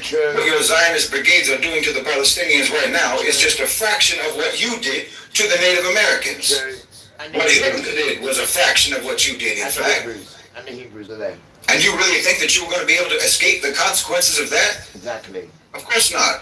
Obviously not. Why do you even think for a minute that you could escape the consequences of decimating millions upon millions of people? Exactly. To think that you would get away with that, wallahi, to even think that you could get away with that, to even think that you would never be held accountable for that is blasphemy. It's blasphemous for you to think that you could get away scot-free. Especially when you have never even done anything ever since then, except to compound the wrongdoing and to add to your record of crimes. You understand me? You have done nothing to atone. See? You haven't done anything to atone for what you have done. You and I both know that. Genocide, chattel slavery, rape, torture, lynching, murder, dehumanization, discrimination, segregation, exploitation, subjugation, war all around the world. Why, what sort of a God do you worship that would turn a blind eye to all of that? Exactly. What kind of a God did you have in mind when you say God bless America? Because I know you're not talking about the God. I know you're not talking about the creator of the universe. Bless America for what? Exactly. Bless America for what? Exactly. If you did what you did and then say God bless America, that's just another blasphemy. Yes, it is. Well, you're taking the Lord's name in vain when you say God bless America. That's the truth. You can't invoke God to bless what he has prohibited. You can't invoke God to bless what he punishes, to bless what causes his wrath. You have been worshiping someone else. Someone else entirely. Something else entirely. You have taken a whole other being as your God. If you actually think that your actions merit any sort of blessing, no one would bless what you have done as a nation except Iblis. no one would approve of what you have done except for the devil himself. That's why I told you that, and why you need to know. You need to understand this about your society. The West has been worshiping the jinn. They've been worshiping the shayateen ever since prehistory, like I said. And that formed the whole character, the whole ethos of their so-called civilization. You can't properly understand the West if you don't understand that. True. Honestly, you can't be dismissive about that. Like I said last time, this is in fact exactly why they're almost the only people in the whole world who pretend that the devil doesn't exist. Yeah. They're almost the only people. They're the only people. The people in the Muslim world, the people in Africa, the people in Latin America, the people in Asia. Everyone knows this is real. The West pretend they don't know. Even in places like Russia and China, after decades of state-imposed atheism, most people there even also still accept this reality. Different people in different places call the jinn different things, sure. Demons, ghosts, fairies, spirits, whatever the case may be. But we know the reality. We know the reality of the unseen. But your so-called civilization insists on denying it. Yeah. Exactly the same way that they deny everything else that's true about reality, that's true about themselves. Or they deny about reality, they deny. Oh, this is true. But we know the reality. We know the reality of the unseen. But your so-called civilization insists on denying it. Exactly the same way that they deny everything else that's true about reality, that's true about themselves. Or their denial is conspicuous in this way. It's a protective, defensive denial. Because no one else is more closely aligned. Protective, defensive, yeah. Protective, defensive, yeah. You built all this nonsense up. We just spit on it and push it aside and just tell you the truth about it. Defensive, protective. Build all these pretty words to defend that nastiness of who you are. You nasty tramp. You just go straight for the jugular. You just tell you who you are straight away. And come with all these pretty words and very dirty tramp. Say it, be a stupid whip and your hat. Go and get your whip and your hat to go with your suit. Because that's what's missing. Your whip and your damn hat. Damn idiot. You really think people are going to really listen to you? They wasn't listening to you in the first place. They're just waiting for something to come and it's come. And everyone's rising to it now. The only one who's not rising to it is you white people. Because you don't know how to rise to it now. You have no idea what's going on. And remember, none of your materials speak. There's no breath in none of your materials. None of them. And no breath in clothes. They go molting with time. And it's what you're giving yourself to. You're a joke, man. You're a trick. Even in places like Russia and China, after decades of state-imposed atheism, most people there even also still accept this reality. Different people in different places call the jinn different things, sure. Demons, ghosts, fairies, spirits, whatever the case may be. But we know the reality. We know the reality of the unseen. But your so-called civilization insists on denying it. Yeah. Exactly the same way that they deny everything else that's true about reality, that's true about themselves. Or their denial is conspicuous in this way. It's a protective, defensive denial. Because no one else is more closely aligned, in fact, and more subservient to the shayateen as much as your society. So that denial is part of what is expected of you. That's part of the cover-up that is expected of you. And that's just par for the course with you. Because anyway, you cover up everything already as it is. Now listen, again, I'm not attacking you. Understand me. Please understand me. If your house is on fire and I come to tell you that your house is burning and you need to get out, are you going to get defensive because you think I'm insulting your house? Use your mind. There's a poison gas leak in your building, and your building manager is trying to tell you that everything is fine, and I'm trying to tell you that it's going to kill you. You tell me which one of us, me or that manager, cares more about you and more about your welfare and your well-being. Don't get mad at me. Well, I think that the gas has already gotten to your brain. If you can't think straight enough to know that I'm trying to tell you something for your own good, look, I'm telling you, there is no way to escape the consequences. Okay, I didn't do this to you. Your ancestors did this to you. Your own ancestors did this to you. Your ancestors and your leaders today. Your media today. Your schools today. Like I said, recognizing and acknowledging the reality of what your ancestors really did. And what they really were. And yes, who they really worshiped. Understanding that is just the first layer. And as soon as someone accepts this reality, that layer, They just accept that. Then they'll jump immediately to, well, how do we make a change? No. I'm not like my ancestors. Isn't that good enough? No. How do we make a change so that we can avoid these negative consequences? Because they haven't accepted that second layer, that most important second layer, which is that the consequences cannot be avoided, cannot be evaded, cannot be resisted, and cannot be defied. You can't buy it. The punishment is already underway in America. And like I said, at least one element of that punishment is madness. The society is being driven into madness, just like the syphilitic monarchs of your history. I don't even mean this metaphorically. No, I'm talking quite literally. The society is going insane. I mean, look at any old film clip. I don't mean old Hollywood movies. I don't mean that. I mean, like, look at old interviews.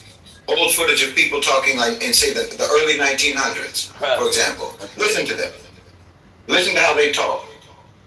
Listen to the clarity and listen to the sobriety of their voices and their facial expressions. Now open TikTok. Open Instagram.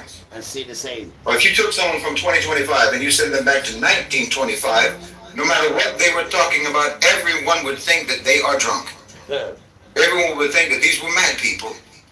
Unhinged, unstable, volatile, wild people. Even 50 years ago, they would have that impression. You know that according to the previous mental health standards, at least half of the American public today, at least half would be diagnosed as mentally, having a mental illness or psychological disorder. I mean, even according to the modern standards, it's not far from that. Roughly a quarter of all Americans have been diagnosed with some sort of a psychological or mental disorder, and about half of all young people. And I'm telling you, this is the toll of your history. That's what this is. This is the devil taking his due. Don't you know your own folklore? Don't you know about the devil taking payment in the form of your progeny? Those stories don't come out of nowhere. It's the story of your so-called civilization.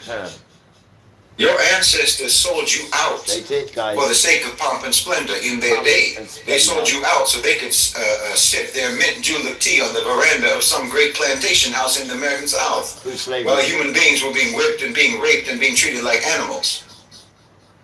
They sold you out so that they could have their steal their land and have their homesteads and their farms and their ranches soaked in the blood of Native Americans. That's right. They sold you out so that they could have the minerals and the oil and the gas and the gold and the diamonds from all around the world, from all around the global South, when colonized people were the ones digging those resources out of the earth for them, and then they themselves got buried in those same holes.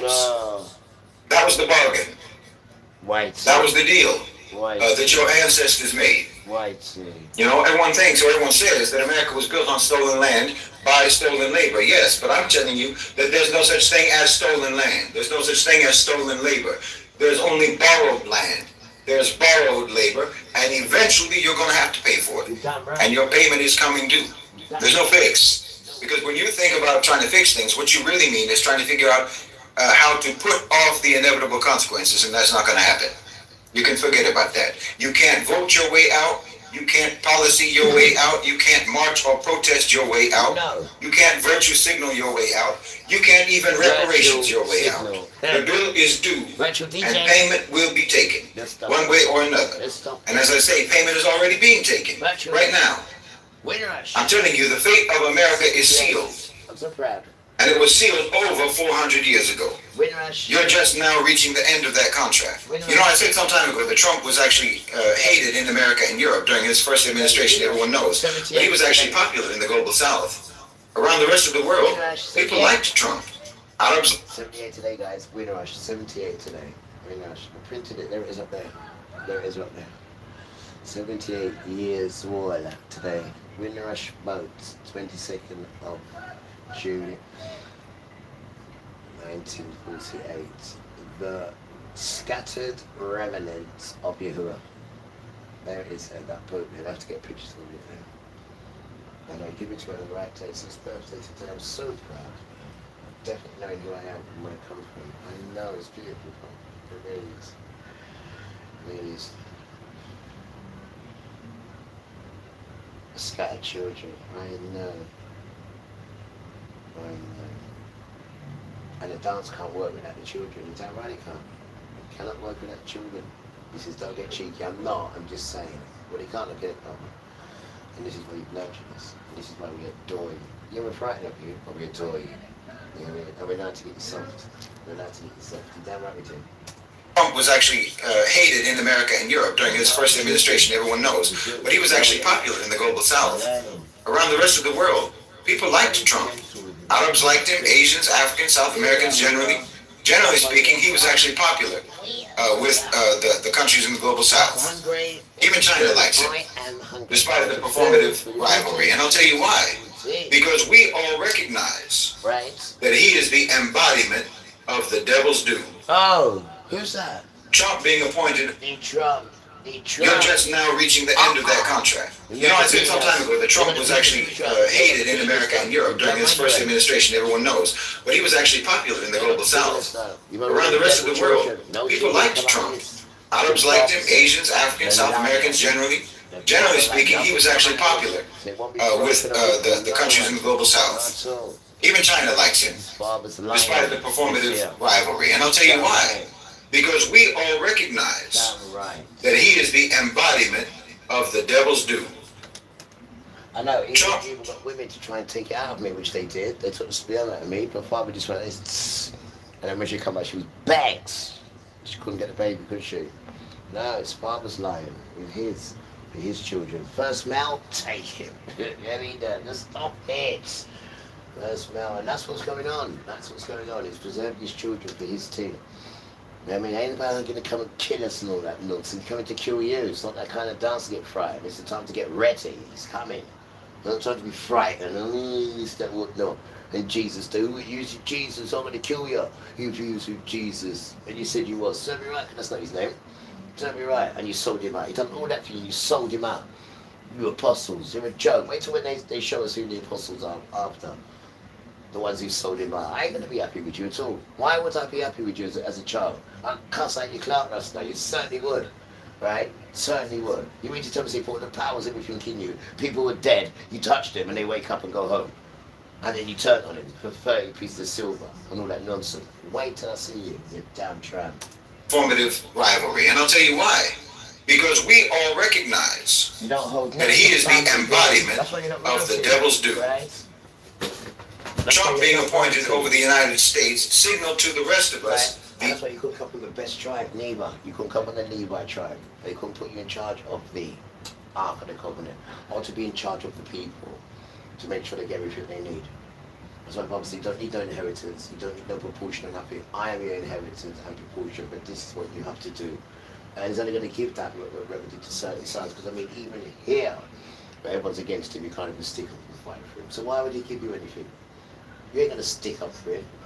That's all. Why would he make you the top in his 12 tribes? Why would he put you anywhere in there? Or then show you which one you come out of and show you what they mean. It's not just going to put you in there. No, they have meanings. Everything has a meaning. The name has a meaning. It's a rank. It goes in ranks. And these sons we're running it here, guys, they're at the bottom. They're at the right bottom. Right, in tents. If they're not in tents, then they're in caves. That's why they've got caveman behaviour. Right? Father didn't use none of these sons at all. And when he did take them out, he said, I'll chuck you in the north, up there in the cold. I'll chuck you there. But I'll give you long hair. And that's to cover your neck, so you don't die in the cold. That's what your long hair's for. Ours goes up, yours goes down to cover your neck. And that's what it's for. You're pagan. That's what it's for. So they lie to you. They even know who you are. Even know what your purpose is or nothing. Just make it pretty. Trump just proves that it's happening. Trump is just a big orange final notice for payment due. That's what he is. And he's overseeing the dismantling of the American-centric world order. He's overseeing the dismantling of the American order. He's overseeing it. Because don't forget, right, it was built by these devil children. They built it. They asked for the money to build it. And at the back of the American dollar, it's got paying federal. They are the federal. It's a debt they're paying. It's a debt. They put it on there, on their money. And make sure you pay us that and put it on there. It's a receipt. That is it there. Don't even know these things. That's stupid money. It's to do with them lot. And then they bring us lot in so they can survive off it and put all taxes and all this nonsense on you so they can survive and live that nonsense. They're trans and they have to answer to them. And they spit on them and talk to them like poo-poo. Right? But they will be in charge of you. It's like the word came out today. Iraqi. Is it Iraqi? Something like that. It's like it goes in a rank. They're trying to go like they're us, but they haven't got anything to show. It's all stolen stuff, all stuff that's cursed. And there's no rank, and they all got to do their nonsense secretly now. And then when Father comes and the wind comes, just blows them away down. They're an absolute joke down. It's like they're like a house, right, that's built on soft surroundings, on soft foundation, should I say. That's what they're like. And all you do is huff and puff and it just goes down. He doesn't worry about them. He really doesn't, because they're just pathetic. When he shows up, they just watch them, right, when he shows up. Just watch them. That's what you got to do. Watch them. Their heart will stop working, everything. They'll just flake when he shows up. They'll flake. And it says there, it says, when I show up, the whole place melts, it says, is it there? Right? And men mourn, the whole place mourns when he shows up. Not that he hasn't even done anything, he's just showed up. And he's so bright, you can't see him, he's too bright, they're used to it. And the radiant of him shines on you. Right? So when he's not there and people see you, they're like, why are you so bright? And you just like, just been seeing Father. That's how bright he is, bright white. The brightness of it scares you. Like petrifies you, he's so bright. When he comes, everything mourns, everything gets up and runs. He's got to say, no, don't run. You damn child. And you think you can conquer that. I mean, just by seeing him, you're frightened. And you think he's not going to have his name Yahuwah, and then want you to change his name to Lord. And God. You're a joke, Cresta. You're going to kill you for that, right? Because last one, him Teddy said, come here. Go to the back of the Bible. I know I heard the click.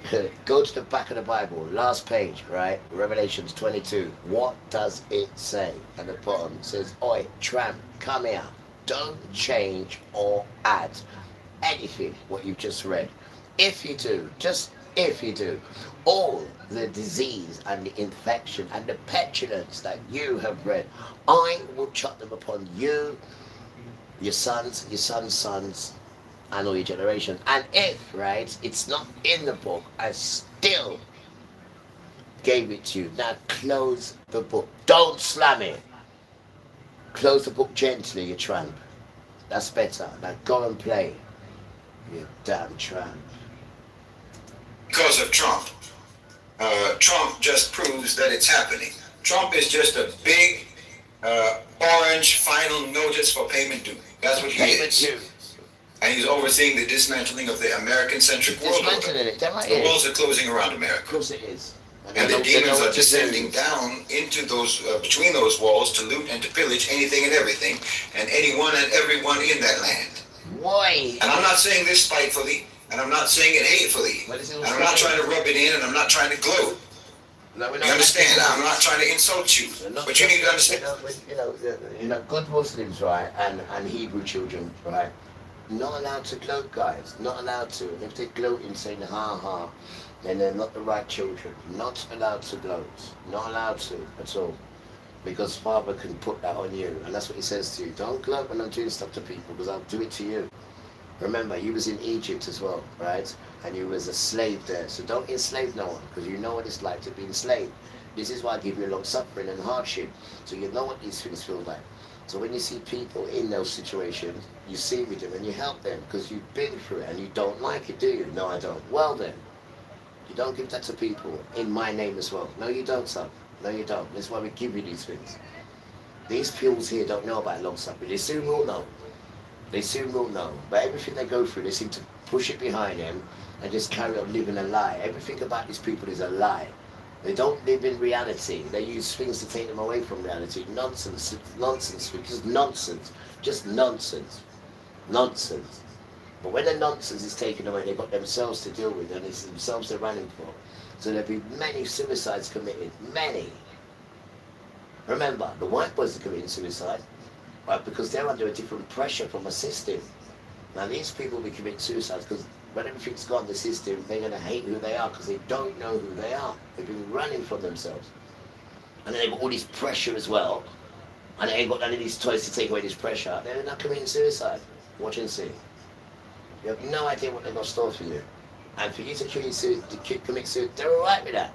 Because you will not go to come back down here, sorry. Because you've committed murder. Killing yourself is murder. It's the same murder. It's even worse. So if you commit suicide, there's no way you can come in. Satan knows that. His children know that. So they drive you to commit suicide. Even them themselves are committing suicide. Who? The EDF, which is the army for Israel. They are committing suicide in the thousands. Because Bibles put this thing in there. And they're committing suicide. So they're committing suicide, and white boys are committing suicide. And these are the two troublesome ones committing suicide. And this is part of getting them to kill themselves. You see how powerful he is? All you got to do is speak it. And I'm not saying this spitefully, and I'm not saying it hatefully, and I'm not trying to rub it in, and I'm not trying to gloat. You understand? I'm not trying to insult you. But you need to understand this was always going to happen. And they have not prepared you for it. They have lied to you about what's going on. They've lied to you about your country. They lied to you about your history. They lied to you about who they are. They lied to you about what they are. They lied to you about how they have been, so that you couldn't see what was coming. You couldn't see this coming. In fact, most of you still can't see it coming, even though it's upon you already.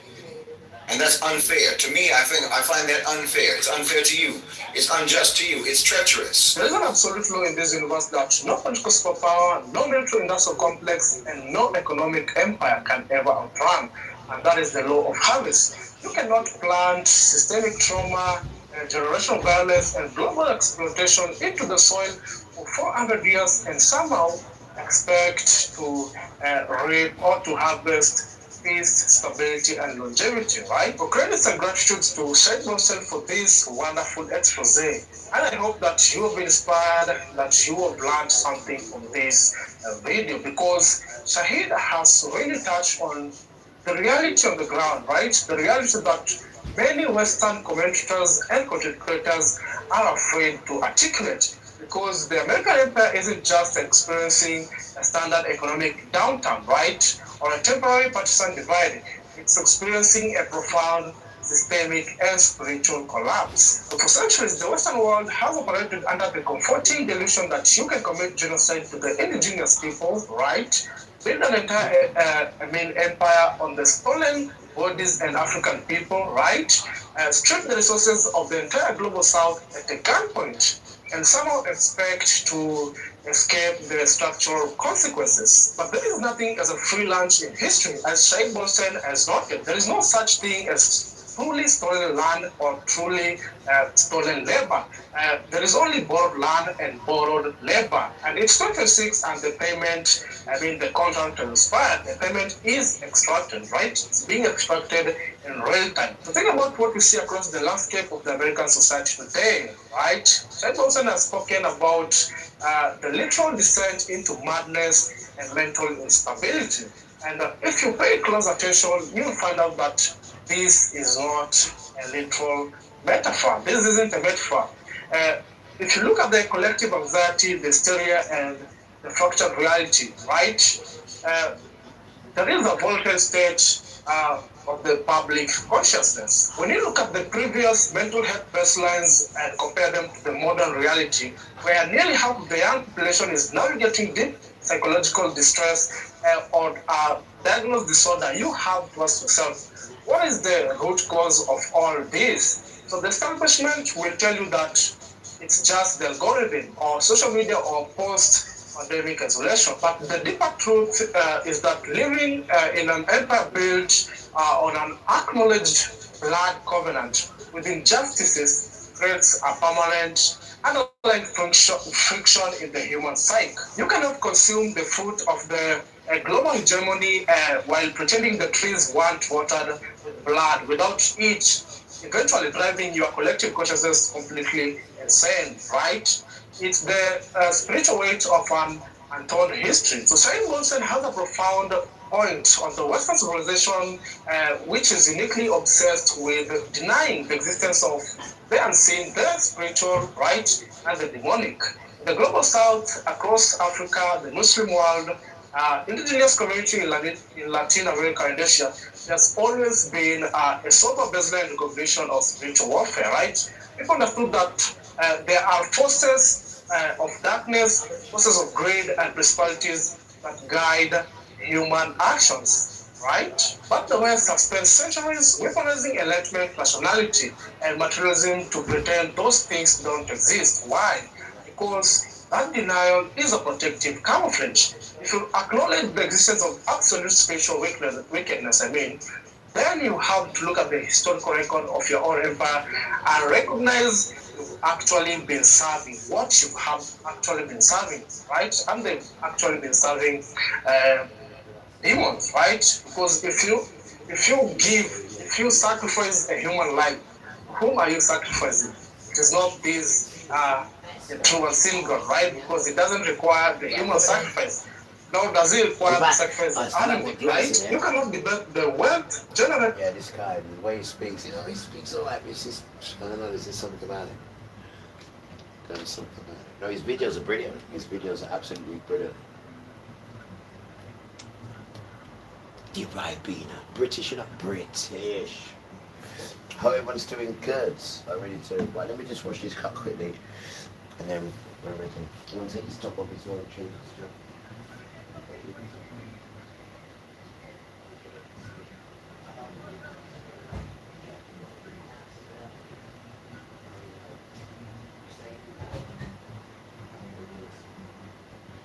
Get this thing back down to normal.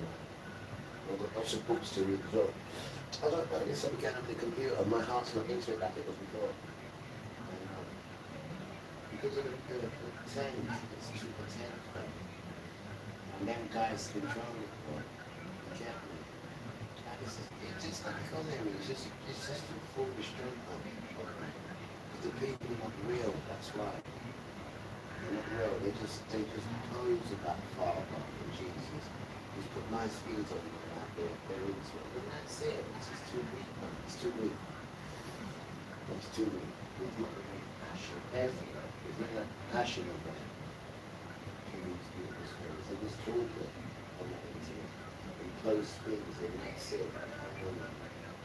That's not how we look at it. I look at the more passion. I haven't met people who open up like that. The guy next door to Jesus guy, when he speaks, I sit down and listen to him, he can open it. I can see it in his vision. But there's not many people just talking.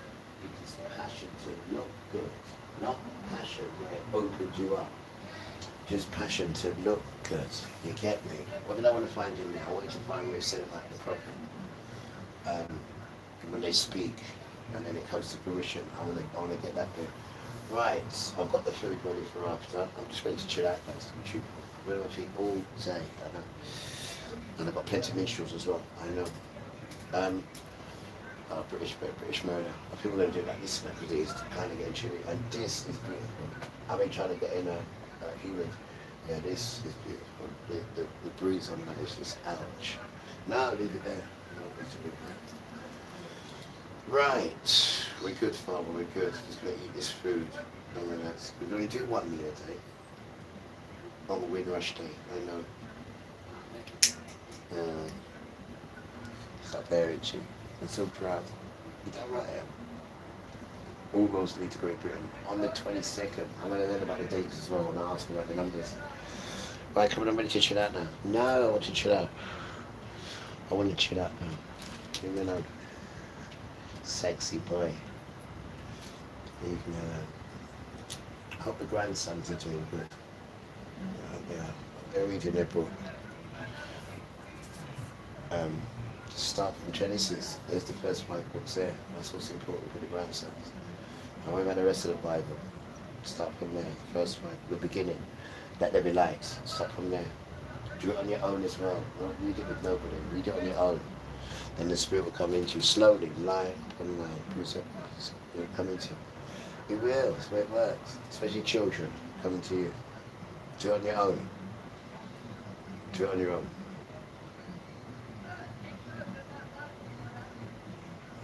Do it on your own. That's the secret. Because it's designed for the grandchildren. So it will come into you. I should know. Well, I should know. It's my duty to tell you. I'm telling you. You can try. Teach her to be gentle and mental. 2 in 1. You know, 2 in 1. The proper 2 in 1. Not pregnant 2 in 1. Not that nonsense what Bristol boys do to their missus. Not that. Not that wickedness. What them sons do. Not that. And we apologise every time you hear it, woman. We apologise. Because sons don't do that. That's all. You remember that, yeah? Sister, man, don't do that to women at all. You just remember that. We honour sisters. We come out of sisters, though. We have no reason but to honour them. You're damn right. But it's her seed that will crush everything and make everything right. So you have to respect her. You're damn it here. We think this is. Without her, no seed gets crushed. You're damn fool. Don't forget these things. Don't forget these things, then. So you have to respect the woman, regardless of how Satan's turning her into. You know, the harlot and all that nonsense. No, that's just one mum of a woman. February. Dr. Bitch girl. You know what I mean? No seed's gonna crush that. Not at all. Damn devil woman. Not at all. She's not worthy to be next to any virtuous sister. And virtuous sisters will punch you up anyway. They'll just see that you're a slut dog and just turn on you. Don't forget, you know, a sister knows a slut dog more than a man, you know. Don't forget that. You ain't been around sisters when they're talking, have you? I've been an infant and been around sisters when they're talking. And when they're talking, they go like that when you're infant. You just got your hand on it, just push the hand down so you can hear what they do. And they're like, oh, sometimes you have to wait, but you want to hear it. You know, no, let me hear it. This is weird. Don't forget to know when the sister's ready for Treasure-Vet. And she's got her shoes. Which one? The platform, the 70s platform. Warrior's done. That's a gun. When she takes that off, warriors, you have to run. And then black sisters know how to time it. Don't forget the beating. I told you, and if she with you, you know, you come here, you, Mr. You got him already. That's weird. So when the sisters are ready to come out and fight you, and they take that shoe off, that platform shoe, run. Weird. And then they ban the shoes. So why you take the ban the shoe? This is the boy. The 70s sister, you stay there. Black and white, you know. You stay there. Weird. This is the do. What's this one? Can you dare believe it? There's actually a light that never runs out of power. Lift it and it turns on. Close it and it turns history. The rewriting of history. The fabrication of false folklore. Happening in real time. It's just the first draft of a fake history. They're doing it right now with their boy Charlie Kirk. You know, suddenly this person has become like an empty vessel into which they can pour all of the cliches in popular culture about martyred leaders. You know, people who stood for something. Who stood for what? Murder. And who got, you know, cut down in their prime. It's like if you ask ChatGPT or some Hollywood hack screenwriter to come up with a fictional stereotype story, stereotype of a man of the people, you know, someone who truth teller, wasn't afraid to tell the truth and whatnot, stand up for his principles and so forth, and he gets cut down in his prime. Here's your story. This is the premise. This is what they're doing.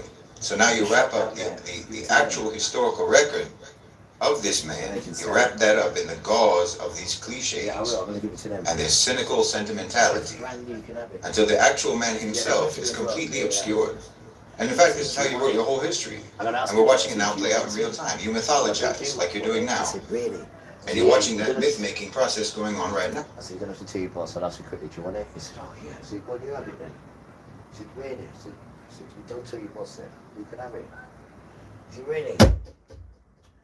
I said, don't ask me again, because then I'll say, give it to your boss. He was like, okay. I said, you can have it, brand new. What is it? It's an Alexis. I don't want it, man. Chat's nonsense now. I'm telling her about Yahuwah. She hears me talking to Yahuwah in the background. She said to me, who is Yahuwah? I just said, no, you're mad. Can't have you in there. How dare you? You damn machine. I didn't tell you about Yahuwah, did they? The machine's programmed. That's why, and I just told you that. Because the machine goes on like it knows everything. It only knows what you tell it. It only understands what you show it. It's a computer. Just like the human. And they understand what it's shown. So when they hear me talking to Father, the computer said to me, interrupted me, like, who is Yahuwah? I'm thinking, did I ask you for any question? But from you saying that to me, the answer is to get rid of you. That's what the answer is. Get rid of you. Because these things will teach you not to love Yahuwah. This is why he says, don't make no allegiance to none of them. Is it making sense now, son? Yes, Father, it's making sense now. But she's asking you, who is Yahuwah? And whose house are you in? I'm in your house, exactly. So how is she asking you who I am and you're in my house? I know, Father. So get rid of her. I have sex door. He don't want it either. Get it out of the house. Give it to charity. Give it to the people down there. The people in that shop, the good people in there. Ask him if he wants it first, because I know he would want it. When we give it to the shop, then you're going to have to give it to the shop and then sell it through the shop. And say, do you want this? I said, really? I didn't ask you again, do you want it? Because I'm going to give it to the shop. He said, oh, I'll have it. Well, then I just asked you if you want it, didn't I? I'd say, mate, the sons. We love everyone. But when you start giving them things, they can't believe it. They're thinking, it's brand new, it doesn't even want no money for it. And let me ask you again, do you want it? Oh, God. No, because they're nothing like that. They would charge you an arm and leg for it. When we say to you, would you like to have it for free? And then he says, oh, please, let me just give you something. I said, all right, let me see what you can do. When you're at home on your own, just go on your hands and knees and thank Father for giving me the ability, for giving it to you, since you want to give me something. Go and do that. And then he goes and does it. And I see him a week later. He says, I've seen the light. I said, stop it. He said, have you seen it? He said, Emmanuel. I said, stop. I know you've seen the light just by saying Emmanuel. Well done, son. Now with Charlie Kirk. Like I say, in real time, in just the last few months. And they'll answer you back. The truth of the matter is, Kirk was barely known. Don't give them nicknames, because they won't answer you back with nicknames. They'll answer you back by their given names, not nicknames. To most people, Ribbit, he was just a weird, far-right grifter. You know, following in the footsteps of the likes of Ben Shapiro, Steven Crowder, with his Change My Mind bit, Milo Yiannopoulos, and others. Spewing fallacious, white nationalist, KKK, xenophobic, racist talking points, rapid fire, first probably in his bathroom mirror, and then on college campuses to choirs of chronically online, inexperienced college kids. That's all he was. That's what he was. That's what Charlie Kirk was. What was he, sorry? And like I said, almost nobody had ever heard of with his Change My Mind bit, Milo Yiannopoulos, and others. Spewing fallacious, white nationalist, KKK, xenophobic, racist talking points, rapid fire. Charlie. First, probably in his bathroom mirror. Charlie. And then on college campuses to choirs of chronically online, inexperienced college kids. That's all he was. That's what he was. That's what Charlie Kirk was. Right.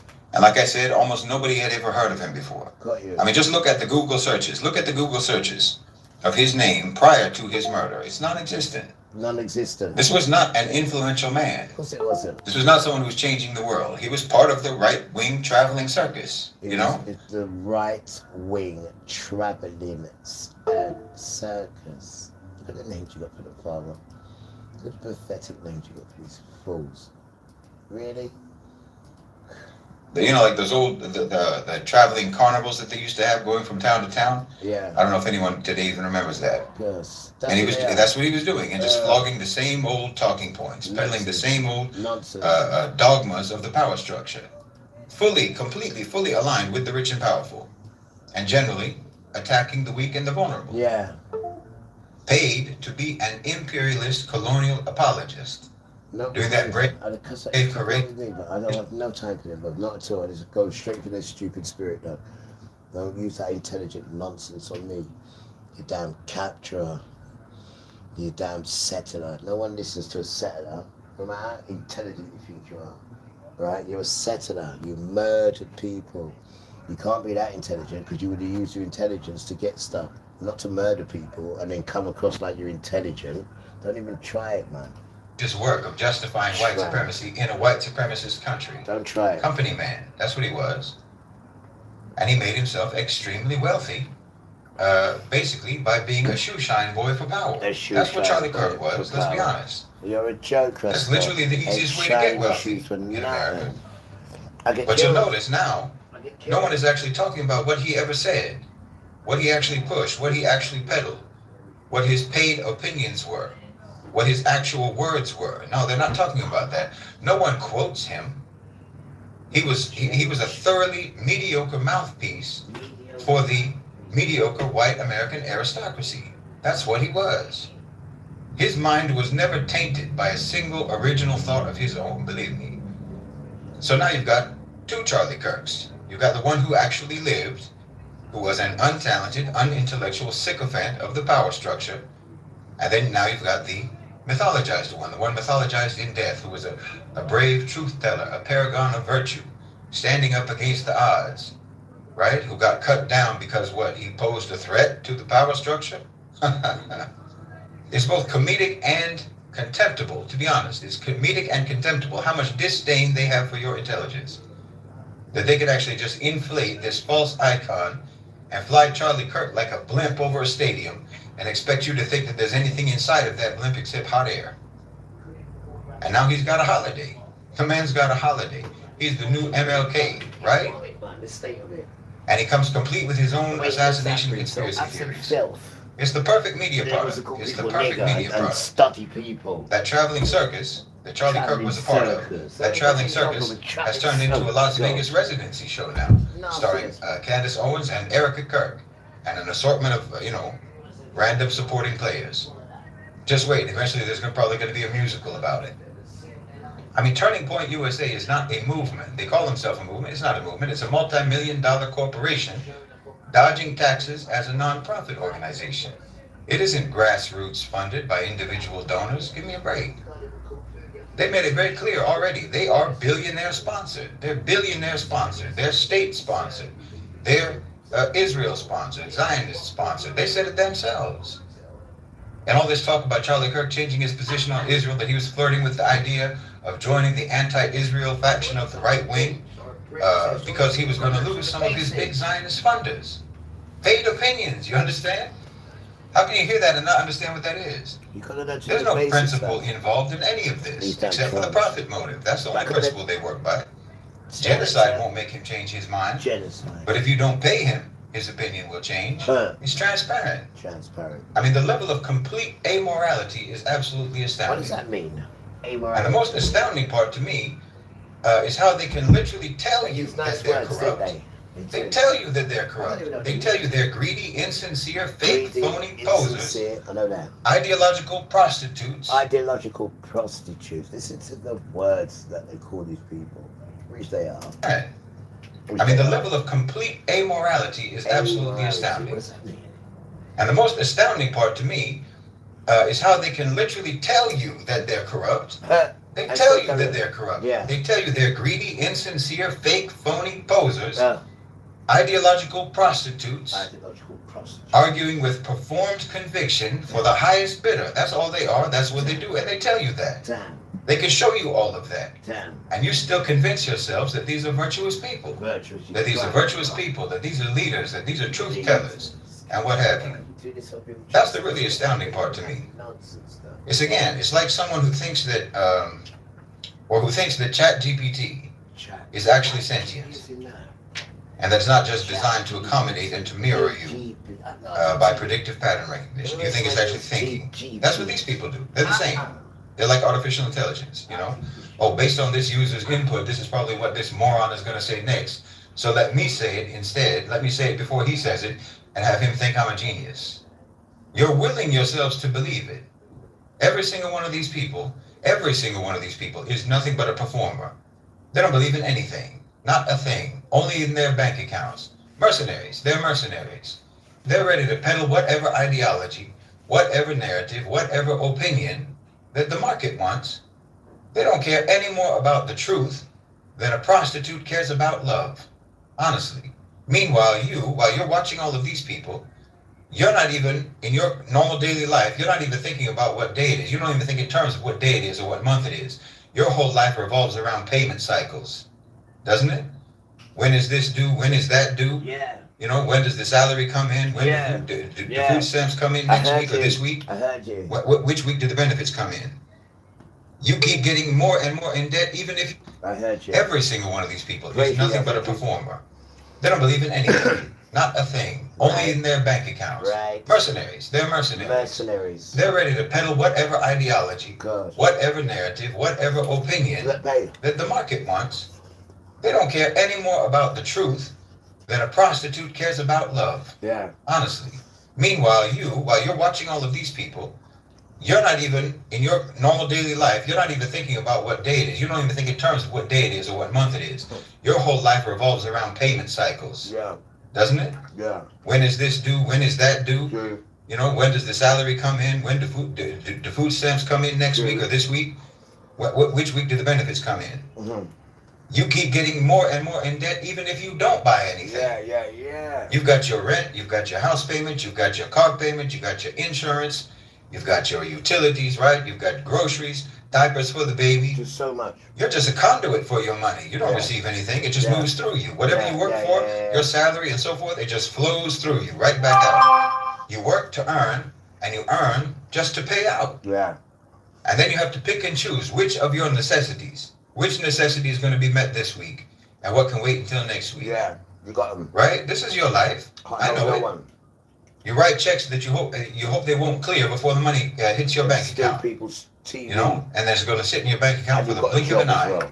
It's only going to be in there for just a moment. But you're sitting here engrossed in the drama of whether or not Candace Owens, the millionaire, is going to get to the bottom of who killed Charlie Kirk, the millionaire, right? Because it has to be a conspiracy. Obviously, it's completely implausible that the guy whose gun it is, you know, the guy who was seen getting off the roof, the guy who confessed. No, it's completely implausible in America, where there are literally more guns than there are people, and there's more mass shootings than there are anywhere else in the world. It's completely implausible that Kirk was just simply shot by some guy. No, that just makes no sense. That could not possibly be the explanation. It makes much more sense that there had to be a grand conspiracy in which the local police colluded, the FBI colluded, Turning Point colluded, Erica Kirk colluded, and even international intelligence agencies colluded, and some billionaire cabal colluded, all to take out this objectively insignificant, fringe, mediocre drifter who made all of his money by hateful rage baiting on behalf of the power structure. And then they killed him. I'm telling you, Candace Owens does not believe a single word that she says. Neither does Erica Kirk. And this whole whodunit movie, this whole whodunit drama series is being produced just so that you can busy yourself with that when you actually have much more urgent and much more important crises of your own that you should be dealing with. Watch, some of you are going to come into the comments right now after what I just said. I know some of you are going to come in the comment section talking about your own conspiracy theories to argue about, you know, the whatever, the angle of the bullet and so forth. You won't be able to restrain yourself to argue about this completely irrelevant and unrelated to your own life scripted performance piece. And look, I'm not saying that I know who was responsible for the killing of Charlie Kirk or what other characters might have been involved behind the scenes. I don't know. But what I am saying is that there is no reason whatsoever why you should care. Yeah. Literally, none of the people who are performing this drama right now care. Believe me. Why should you care? They don't care.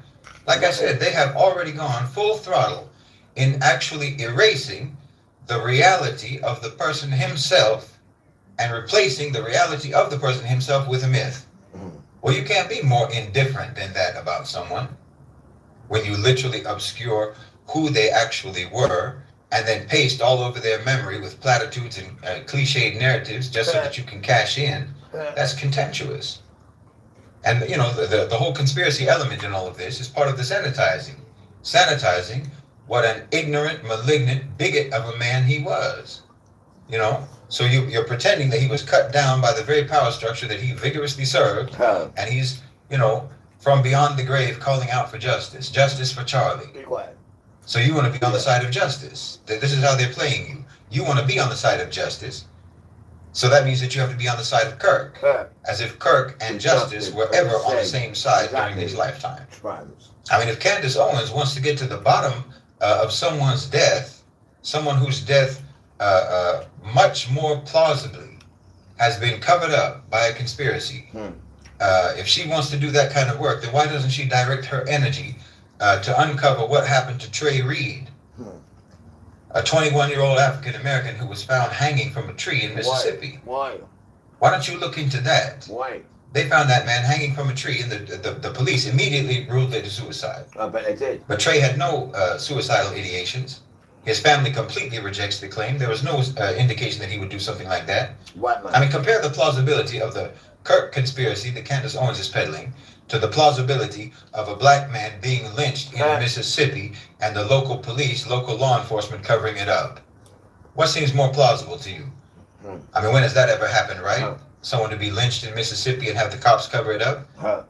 It literally happened right near where they murdered Emmett Till in 1955. Wow. But I guess we just take whatever the Mississippi cops say about an African American hanged from a tree. We'll just take them at their word. There's nothing to see here.